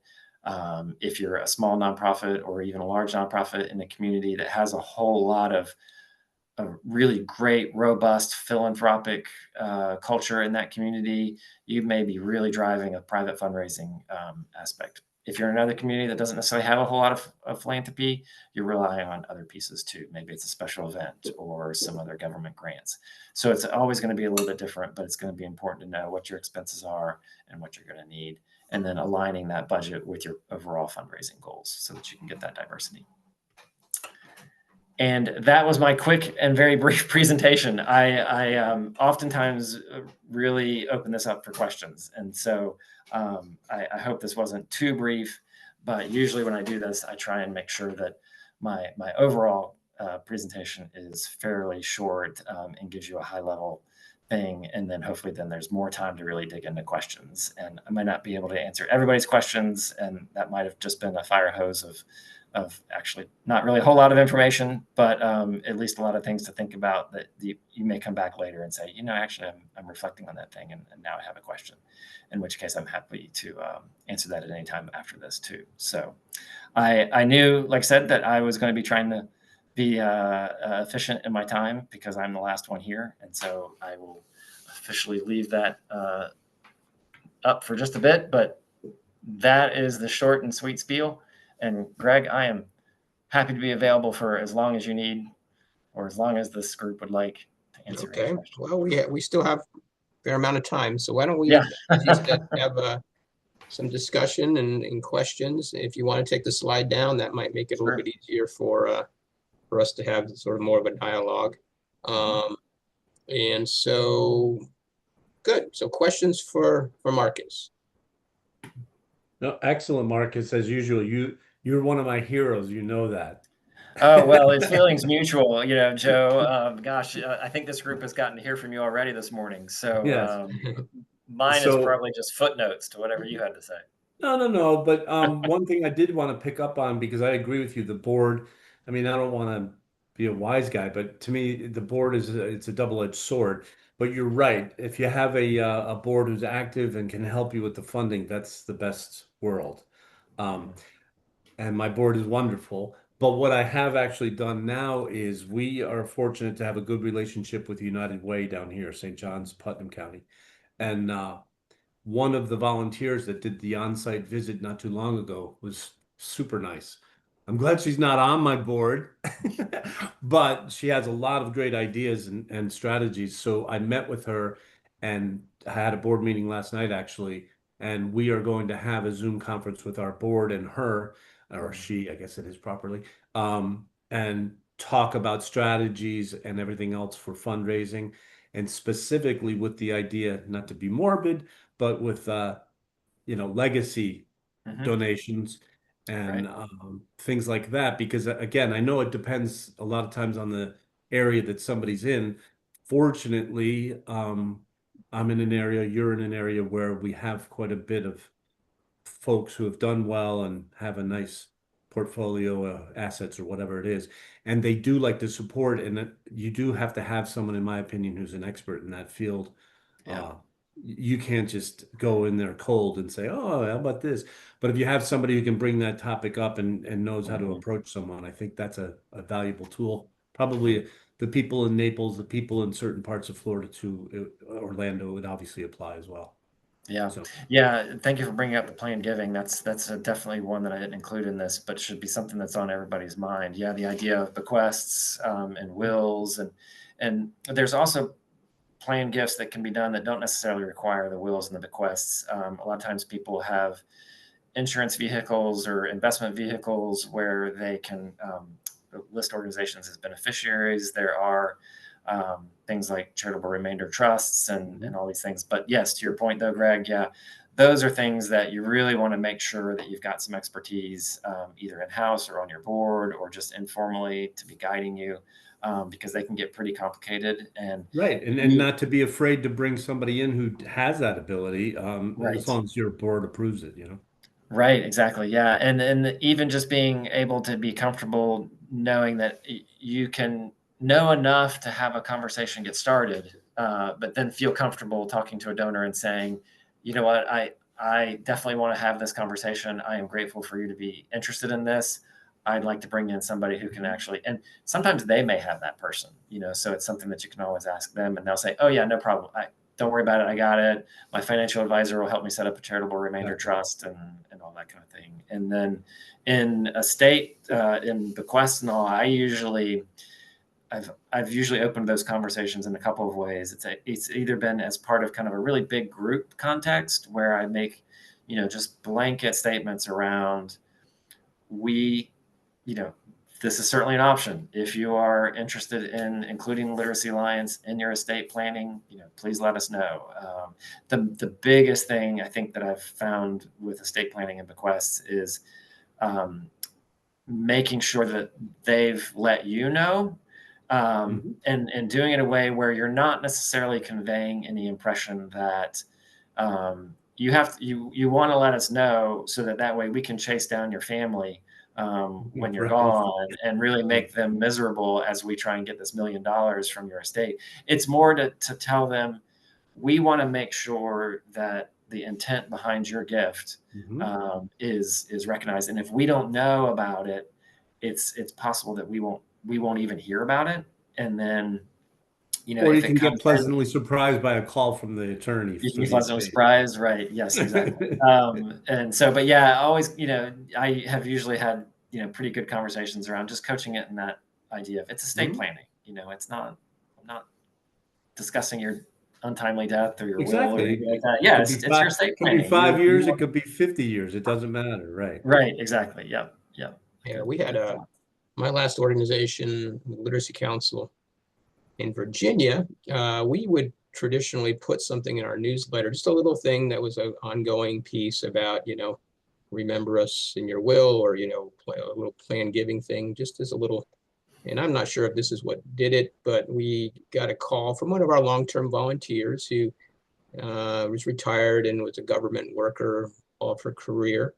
And we had gotten several over the years, I think, in smaller amounts, but we had a good conversation. It really wasn't very complex, other than the fact that she wanted to make it clear that she wanted to leave something. She gave no indication as to what that would be, but it turned out, and this was after I left the organization, but it turned out that she left $700,000 in her will to the organization. So that's great. I never would have in a million years thought she had $700,000. Yeah, very, very generous. And again, not to be a wise guy or morbid, but one of the things this woman just told me recently is, if you have the option and all of what you and Marcus just discussed, go with the percentage and not the actual gift amount, because you'd be surprised, much like Greg's story, what people end up having. Sometimes they don't even know how much they end up having once it's all settled. So right. And another strategy too, we haven't done this yet. I've got it on the plan to do it, but creating affinity groups around the plan giving. So I've heard this is effective, where if you've got kind of a society or something like that, where there is a group of people who don't mind being acknowledged as, yes, I have included this organization in my estate planning, and I'm happy for other people to know that. And whether you do a lot with the group or not, it would probably be great. But sometimes even just recognizing them and saying, okay, this group of people are being recognized because they have included this organization in their estate planning. And a lot of times people are very fine with that. It's like you said, Joe, it's not necessarily morbid at all. They're usually very proud of the fact that they really like this organization and they're happy to put it in their estate planning. So absolutely. And Peyton, one of your volunteers made a big bequest, right, at the Adult Literacy League. It's going to help you with your get a new facility. Want to speak to that a little bit? Yeah, it was big news a couple of years ago. It's still ongoing, so I wish I had a good, happy ending to the story to share. But yeah, one of our super long-term volunteers left us a $350,000 gift for the purpose of purchasing a building, purchasing a home for our organization, because we've been around since '68 and we're still renting and hopping from place to place. We haven't found the one yet, but we're still searching. But it was kind of a big story. It was in the Sentinel, the Orlando Sentinel, because he like lived super humbly. He was like in a small condo wearing the same wireframe glasses he had since the 50s, you know. Just like a super frugal guy. And no one would have thought that he had that much to share. So yeah, it's important. And I struggle with like how to address like planned giving on the front end, of course, which is when it matters. But yeah, it can totally make a huge change for your The organization. struggle's easier when it's a third party doing it, a board member Yeah. or a financial expert. No, it is because it is. That's obviously a delicate topic. Mhm. Yeah. That's great news, though. Congratulations on that. I mean, Yeah. sort of. I mean, no, I know what you mean. Yeah. Yeah. And Greg, I noticed there's a chat Yeah, question too go ahead. about. Yeah, sure. So small nonprofit approach to corporations for donations. Yeah, my experience has been that the corporation gifts can go a couple of ways. They can either be driven, again, back to this idea of volunteer leadership or even your staff leadership, who's got connections with what companies, and kind of getting in the door with those. But sometimes it's also more of a what's the interest of the company. More and more these days, you're seeing companies kind of really hone in on identifying what is it that they want to support, and they will, put those guidelines out in terms of we are a company that is involved in fencing, and we only want to support, I don't know, things to help animal lovers build fences for stray animals, things like that. So, you have to kind of usually research the corporation a little bit to see, like, do they have those guidelines? Do they have those kinds of restrictions, or are they open? And then also a lot of times they're really marketing driven. So they're interested in special events where they can get their name out and their logo, and all that. And recognizing some of their executives sometimes can help. But then there's also still probably plenty of companies that they've got neither. They've got neither an interest in the marketing, nor kind of a defined giving strategy. And then it often becomes just a really a matter of cultivating a relationship, particularly if you're able to use that community neighbor argument. They are a local company. They want to be a good citizen, good corporate citizen. And you find a way to make a connection with that company, typically through people you know. So I hope that helps. It's corporations can be hard, but can be easy too, I think, and it's just a matter of figuring out where they are, and what their interests are and all that. And the second part of the question was nonprofit program approach to space program executives. Yeah. So the second part of that question was, how could our nonprofit adult literacy program approach the space program executives for donations? I assume they're talking about the executives of the company. Again, it's the networking. I think it's the connections. I shouldn't say that. You can certainly cold call. It's certainly, I've seen it work. I've had it happen a couple of times. If that's your only option, definitely go for the cold call. Go knock on doors. But at the same time, if you're able to make connections and develop relationships through however many degrees of separation you can get, narrowed down to, that's usually the best bet. So that then, and then however you do it, usually it's really great to invite them out. So if you've got classes or tutoring sessions or anything going on, start with I think you might be interested in what we're doing. If you are, I'd love to have you come out. You can do that as one-offs. I've seen a lot of success with organizations too that really make that a really planned, ongoing effort where they will have tours basically, every month, and they will say, if you are interested in learning more about our organization, please come out on Wednesday at 10, and we will give you a tour of our classes, serve you lunch, answer your questions, that kind of thing. And then you're really out there in the community, kind of talking that up to potential corporation donors, but also individual donors, to say, if you're interested in this, please come out on Thursday at 10 and we'll tell you more. So those can be really effective too. I hope that helps. And just to tag on to that, I think sometimes our programs don't look to our volunteers as a source. Sometimes there may be some apprehension while they're volunteering their time, but I think sometimes they can be really some of our best connections Yes, in terms of individual donations, perhaps, or perhaps they're part of a company that makes matching donations, sometimes matching financial contributions, sometimes making a contribution if they're giving their time. But as it ties into this question, if you have somebody who, again, the connections piece that Mark has mentioned, who works for the company, even at a lower level, or has a spouse that works for the company, these kinds of things, that there might be an inroad there. And sometimes if you put out word to your volunteers and say, hey, we're looking, does anybody, have a connection to this company, you might be pleasantly surprised that somebody might be willing to stand up and make that introduction, or has a connection there. I've been surprised sometimes over the years of, who knows who. And we look to our board for that, but we can also look to our broader volunteer base as well. Other questions for Marcus?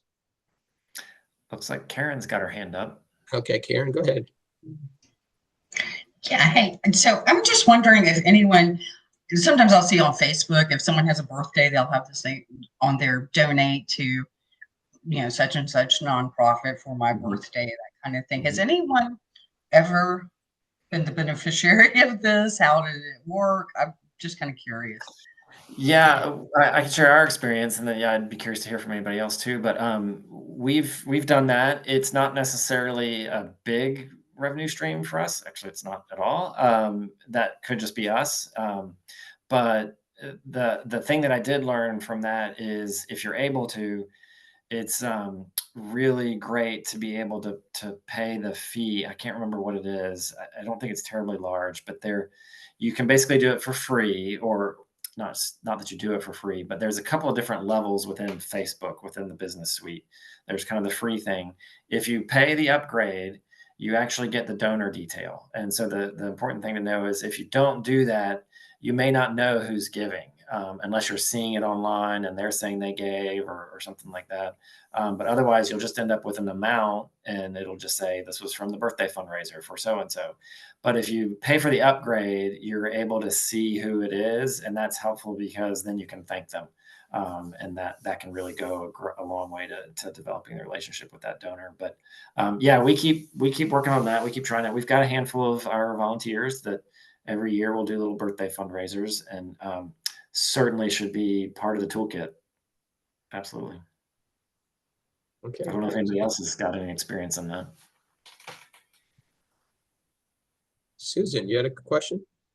I do. Hi, Marcus. Susan from Sarasota. Hey, Susan. How are you? Good, thanks. So Sarasota is a highly philanthropic area, as you probably know. And, it can be difficult year after year, kind of chasing the grant, chasing the donations, right? Like we all do. And can you speak to any experience you've had with endowments, which clearly is for the longer term for the organization, but the expertise that is required to manage that? Sure. You mean for not necessarily getting an endowment gift from some other endowment given to you, but the Correct. organization It would be a itself donor. Okay, so a donor who has an endowment that they want to then give to you. Yeah. Okay. So that kind of falls a little bit into that planned giving space. They've often got endowments that are sometimes housed within a family foundation, or sometimes it's at a banking institution, sometimes a community foundation, where then they have bits that they can give out every year.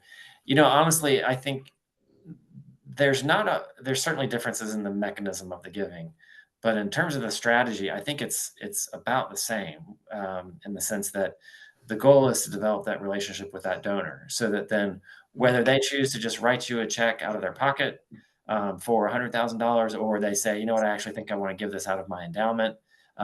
Either way, it's cash to them, so to speak.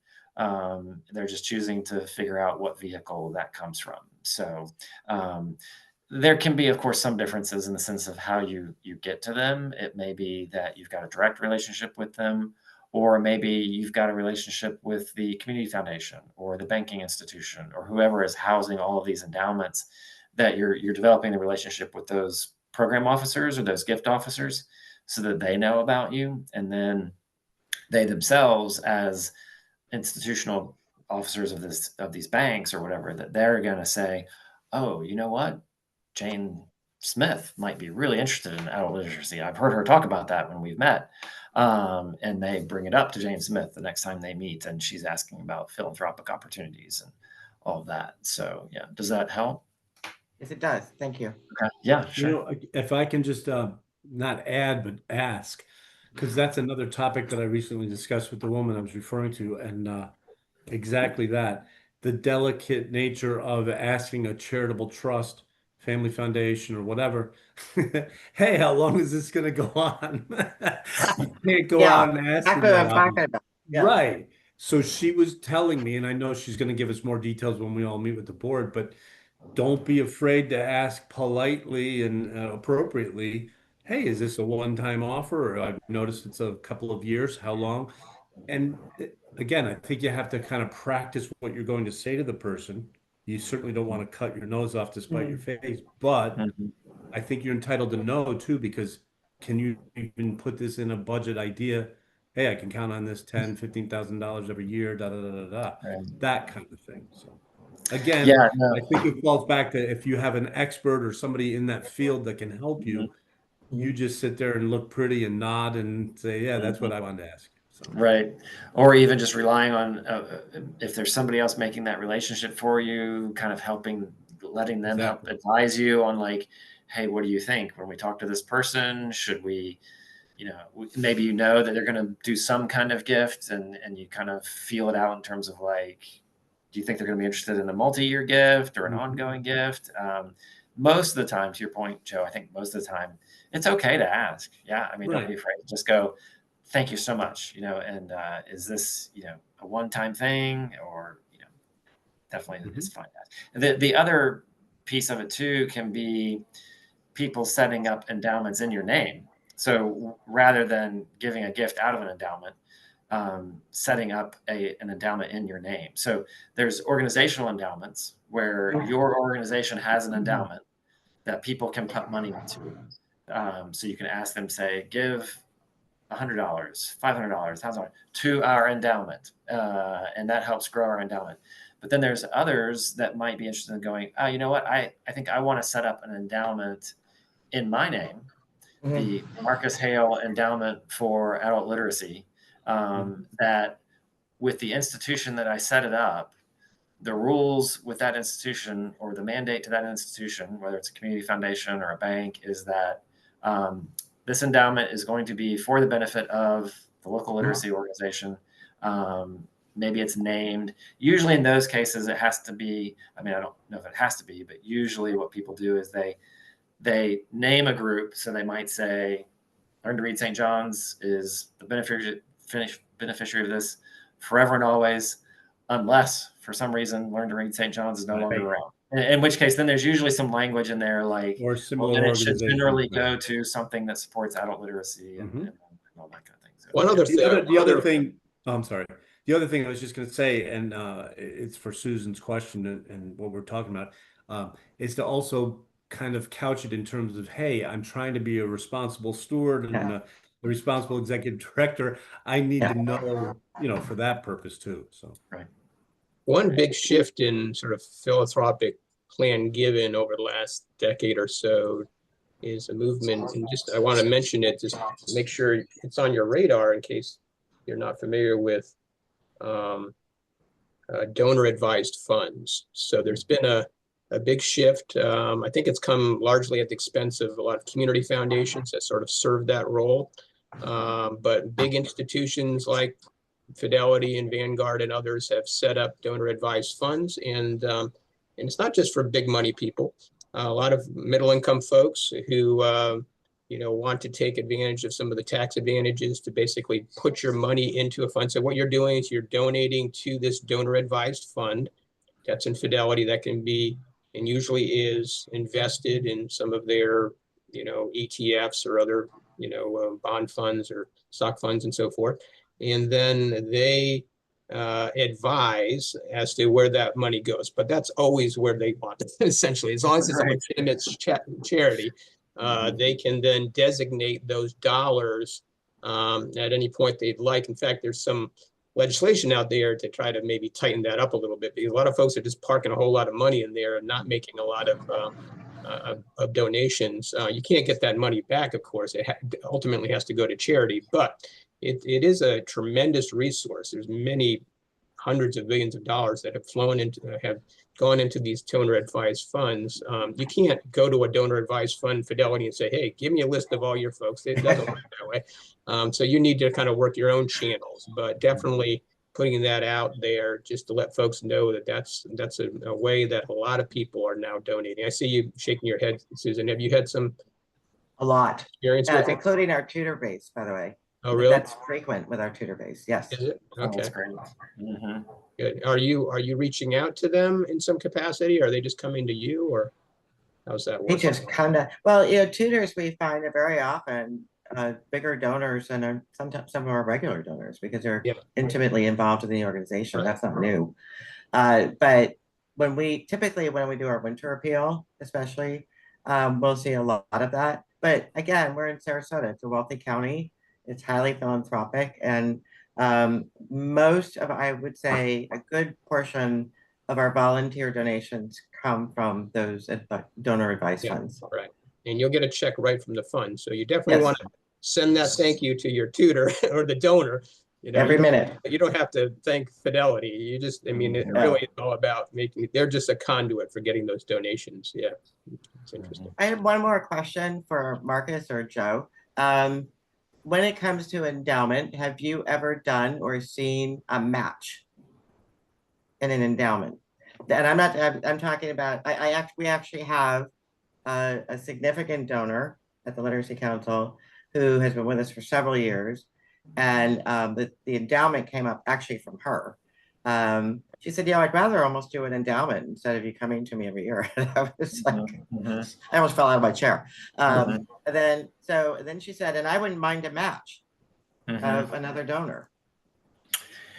Yeah, I think the trick there would be to make sure that the match donor, so to speak, isn't necessarily giving into that other person's fund. I don't think that's what would happen, but no, she's actually looking for a scenario where, like, right, yeah, I mean, maybe if donor A says, you know, hey, I would like to make a really large endowment gift, and then the challenge to the organization is, you know, can you find somebody else to match with? Exactly. Or a collection of people. That's often. Or a collection of people, right. Right. Yep.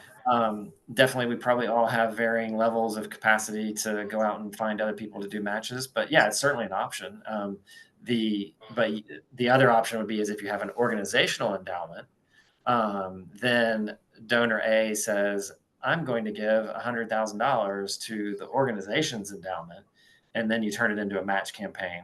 Right. I think, you know, the experience that I've had sometimes is making sure that you've got the base, hopefully, to maybe have some degree of confidence that that match is going to be successful. Because the last thing you want is to say, sure, we'll do that, and then the donor's like, where's all that match, and doesn't come through. So but yeah, Joe, you might have. I mean, that's one thing I personally have not, but Greg, I know you know Ann Bridenstine. She had experience with a couple of successful things with that in the past at Learn to Read. And that was done within the context, I believe, of the fundraising event used to be called Kiss the Pig. But they had teams, and those were a lot of matching funds. So let's say the lawyer team, the insurance agent team, the real estate, they raised whatever, and then they would guarantee, let's say, a $10,000 donation if she could get other people to make that donation. So And it's a great idea. And I would add, and this is somewhat counterintuitive, but I would almost say, you know, try, if you can, actually try and get the match to be a real match. You know, I've had plenty of experiences where people say, I'll give you X amount of dollars, turn it into a match campaign, but at the end of the day, they're going to give you the money anyway. And so it's more of a marketing gimmick to say, oh, so-and-so is matching all these funds. And that's great. And probably is better for us from a fundraising standpoint. But what I've actually found sometimes can work a little bit more effective is if it's actually a real match, where when somebody says like, okay, yeah, I get it. So-and-so is going to match this funds, you know, and then you're able to say, no, really, if I don't raise another $100,000, I don't get that $100,000. Right. Right. And usually that's actually a little bit more effective because people then know, oh, it's a real match. Okay, Yeah. sure, let me Yeah. help out. So yeah, The yeah. I mean, there's risk, United but Way, obviously, United Way does that here successfully. So Susan, if Mhm. you have a relationship with your local United Way, We that don't. oh. So Or we've had a some lot, a lot of organization discussion. like that. Yeah. Sorry? Yeah, we've been talking a lot about endowments, and those are great, but a lot of us don't have the opportunity have those opportunities come up too often. But in terms of just sort of more grassroots, fundamental fundraising things, I know a lot of the our programs rely fairly heavily on special event fundraising, and I wonder if you could talk a little bit to that, because I know that that's a little bit more of a complex thing. It's, you know, there can be certainly value that comes down the road in terms of developing relationships and creating networks and so forth that might not, you know, pay off initially. But do you have a rubric or sort of a general approach that you take in terms of, you know, deciding whether a special event fundraiser is worthy of pursuing? Because they, as you mentioned, they do tend to be labor intensive. Mhm. Yeah, for us, we're starting to tiptoe into that space too. But the idea is really making sure that you're knowledgeable about what it's going to take, or informed about what it's going to take, because it can often mushroom into more than you bargained for. Really being cognizant of what the costs are, you know, whether it's the event space, the decorations, the food, and all that. And so, you know, being mindful of the costs is the first step. But beside that, I think, yes, I've even come around to events, and Joe does a great event. And I was always a little hesitant to do events just because of how labor intensive they are. But if you've got the right team to help you, and I talked to my board about this to kind of, you know, indicate to them that, okay, if we go down this road, I'm going to probably need external staff, and that cost. I don't want it necessarily to be falling on the staff that are currently in the office because they got programs to run. So pulling in an external, you know, special event coordinator who that's their only job, and I'm paying them a fee to do that. And they're going to make sure that I've got a great event. And so, you know, knowing what you and your board have the stomach for in terms of those costs, it's certainly possible too that you get a board who really engages and says, "We've got it. We'll take care of the event, and we'll run it, and we'll do the check-in and the silent auction and all that." I've seen it be successful that way. I've also seen that become a disaster when the board members who all have daytime jobs and wait until the last minute and all these kinds of things. So, but You may have yeah, volunteers too, right? And some people just really get energized and excited about doing that kind of thing. So yeah. The trick is you need the person to manage the volunteers. right. And so the volunteers won't manage themselves. So as long as you've got somebody that you can count on, and maybe the person you can count on is a volunteer, which is great. But be knowledgeable about, you know, when that might go off the rails. But from a visibility standpoint, they're great. The other piece of events is that the giving itself is more transactional, and I mean that in a good way. We certainly hope that always people are giving to us because they like our mission. But sometimes there's just a really great event that's at a really great place, and maybe it's got a really great silent auction, and 50 other really important people in the community are going to be there, and they want to be there too. So yes, they're going to pay $200 for that ticket to get to that event, and that's okay. Hopefully, they come and they enjoy it, and they learn more about your mission, and they end up giving to you for years and years and years.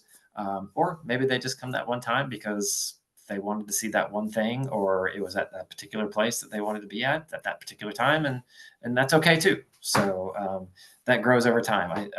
I think the one organization I've been involved with before that had a really successful event, the executive director was always very open about how long that took, you know. And so at the time I was there, it was a $500,000 annual gala, but it took them 15 years. And she said, you know, this thing started as a pool party for 50 people 50 years ago. And now it's, you know, it took that long to kind of become what it is. So. And it's unrestricted dollars too, so that's always a It is plus. usually unrestricted dollars, yes. Yeah. Yes.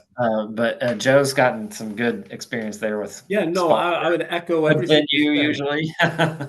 No, I agree. And I would say by the third time, if you're fortunate enough to be able to repeat it, you can get the help. I'd organize it. You got to do the stuff in the beginning because if it fails, you're the one responsible. It's not going to be some volunteer that nobody knows about. That's right. But we've been fortunate. We do our theme is Fiesta Latina in October of every year. And everything Marcus just said is 100% true.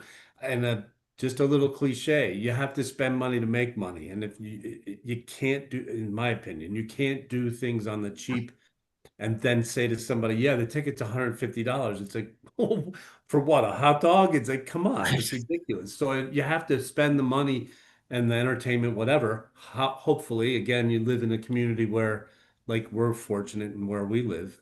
I have a lot of Latin people. I have a lot of people that are former students that are now in the ballet business or in this business or that business. You get a break on the band, but you make it fun. I mean, it's a lot of work, don't get me wrong. But to me, the only thing I'd add to Marcus is number one should be fun. The people have to want to go to this, maybe the first time because they're just to see what it's like, but then they look forward to it and their friends look forward to it and it ends up being fun.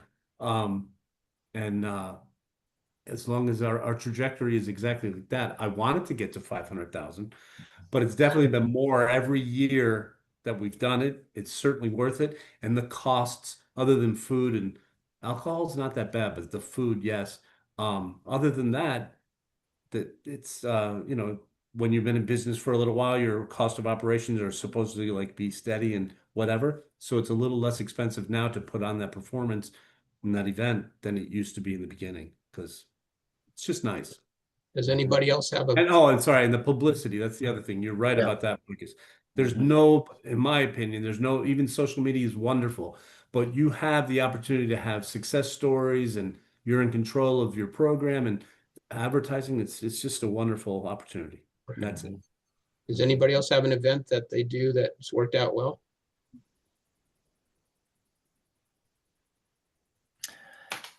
I would add to, I haven't done this yet. I'd like to though, but I keep thinking about the idea of some kind of an award. On the one hand, I hesitate because I'm like, oh gosh, it's, who wants to go to another award ceremony? But because adult literacy and adult education often necessarily isn't at the top of the community radar, doing some kind of award ceremony where you're recognizing the adult literacy champion of the year and that gets out there in the community and all of that. I think I'm kind of working through that right now. I feel like I want to try and do something like that to try and help build that visibility around adult literacy and adult education in our community and showcase who are the people in our community that are really behind that. So Marcus, when you came in as executive director, was there one or two sort of untapped resources or areas on the Fund development side that you felt, you really had some good potential to build out or to implement? Because, anybody coming into executive director or director job, kind of usually does an assessment like that. Was there anything that sort of was fairly low hanging fruit that you thought really, materialized into something quite successful? Yeah.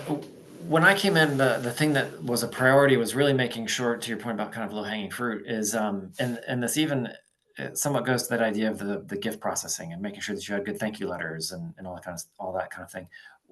I really made sure to ensure that infrastructure was in place so that the donors that we had were being treated well and had good experiences. They got thank you letters, they got follow-ups from me. That was the main thing I started doing, was just following up with all the donors, not only to say thank you, but then periodically through the year, checking in and saying, hey, we just had a great success story that I wanted to share with you. And so that cultivation effort with a fairly small group of donors actually really paid off. And they were individual donors as well as some foundations. And so that ongoing check-in where they were hearing from me outside of the gift. So they weren't always hearing from me when I was asking for money. They were hearing from me just to give them an update. I usually would really try, and if I got them out to visit, I was trying to learn more about them, so that I could understand, what are their interests? Why are they interested in this? And then if I had some story to tell that matched that, I would say, hey, by the way, just wanted to call, wanted to send you a message. I know you're interested in maybe students that were pursuing, maybe they wanted to get their CDL. And I just had a student come through and get their GED who's gone on to get their CDL, and now they've got a trucking job. And I wanted you to know that. That kind of thing was the real first priority that paid off. That really captured a lot of donors, not only renewing their gifts, but then increasing their gifts as well. Okay, good advice. That relationship building piece is important. Any last question for Marcus before we wrap this up? I'm not seeing any hands, or you can just unmute yourself. Okay. Well, I thank was you. just giving him a thumbs up. That's all. No, thank you Okay, very thumbs much. up. Thanks, There Susan. you Very go. kind. Two Great. thumbs up. Great job. Yeah. Thank you very Good much. effort. This was very, gave us a lot of food for thought, some good ideas as well. So Good, thank you so good. much. Well, Appreciate that. thank you for having me. I really appreciated it. And then, as I mentioned, I put my contact information in the chat. If I didn't get to anybody's question, or you had put a question in those initial surveys that Stephanie did that I didn't get to, please feel free to call or email. I'm happy to email you back or get on a phone call and give you whatever warranted or unwarranted advice that I can. Very good. Well, thank you. Yeah. So that actually wraps up our institute. Thank you all for participating. We really appreciate it. Thanks to the Florida Department of Education for their support in making this happen. This is one of those events that I really look forward to every year, and for the reasons that, the kind of networking and interface that we've had here over the last couple of days, I always learn a lot myself. So thank you so much. And if you can please take a few minutes to complete our evaluation survey, we'd very much appreciate that. Stephanie has put a QR code here and a link as well in the chat, whichever you prefer. It's not a long survey, but it's really important for us to hear from you on that. So thank you very much. Are there any other matters, questions, or anything before we adjourn? No, thank you. It was a great opportunity, great suggestions. Thanks. Yeah, thanks. And Stephanie will be sending out a follow-up email with the resources. She's set up was it a Google folder? A Google Stephanie? Drive, yeah. Yeah, so Google Drive. So that'll have all the presentations and so forth. So thanks again, everybody. Y'all have a good afternoon. Thank you. Thank you. Thanks. Bye-bye. Bye.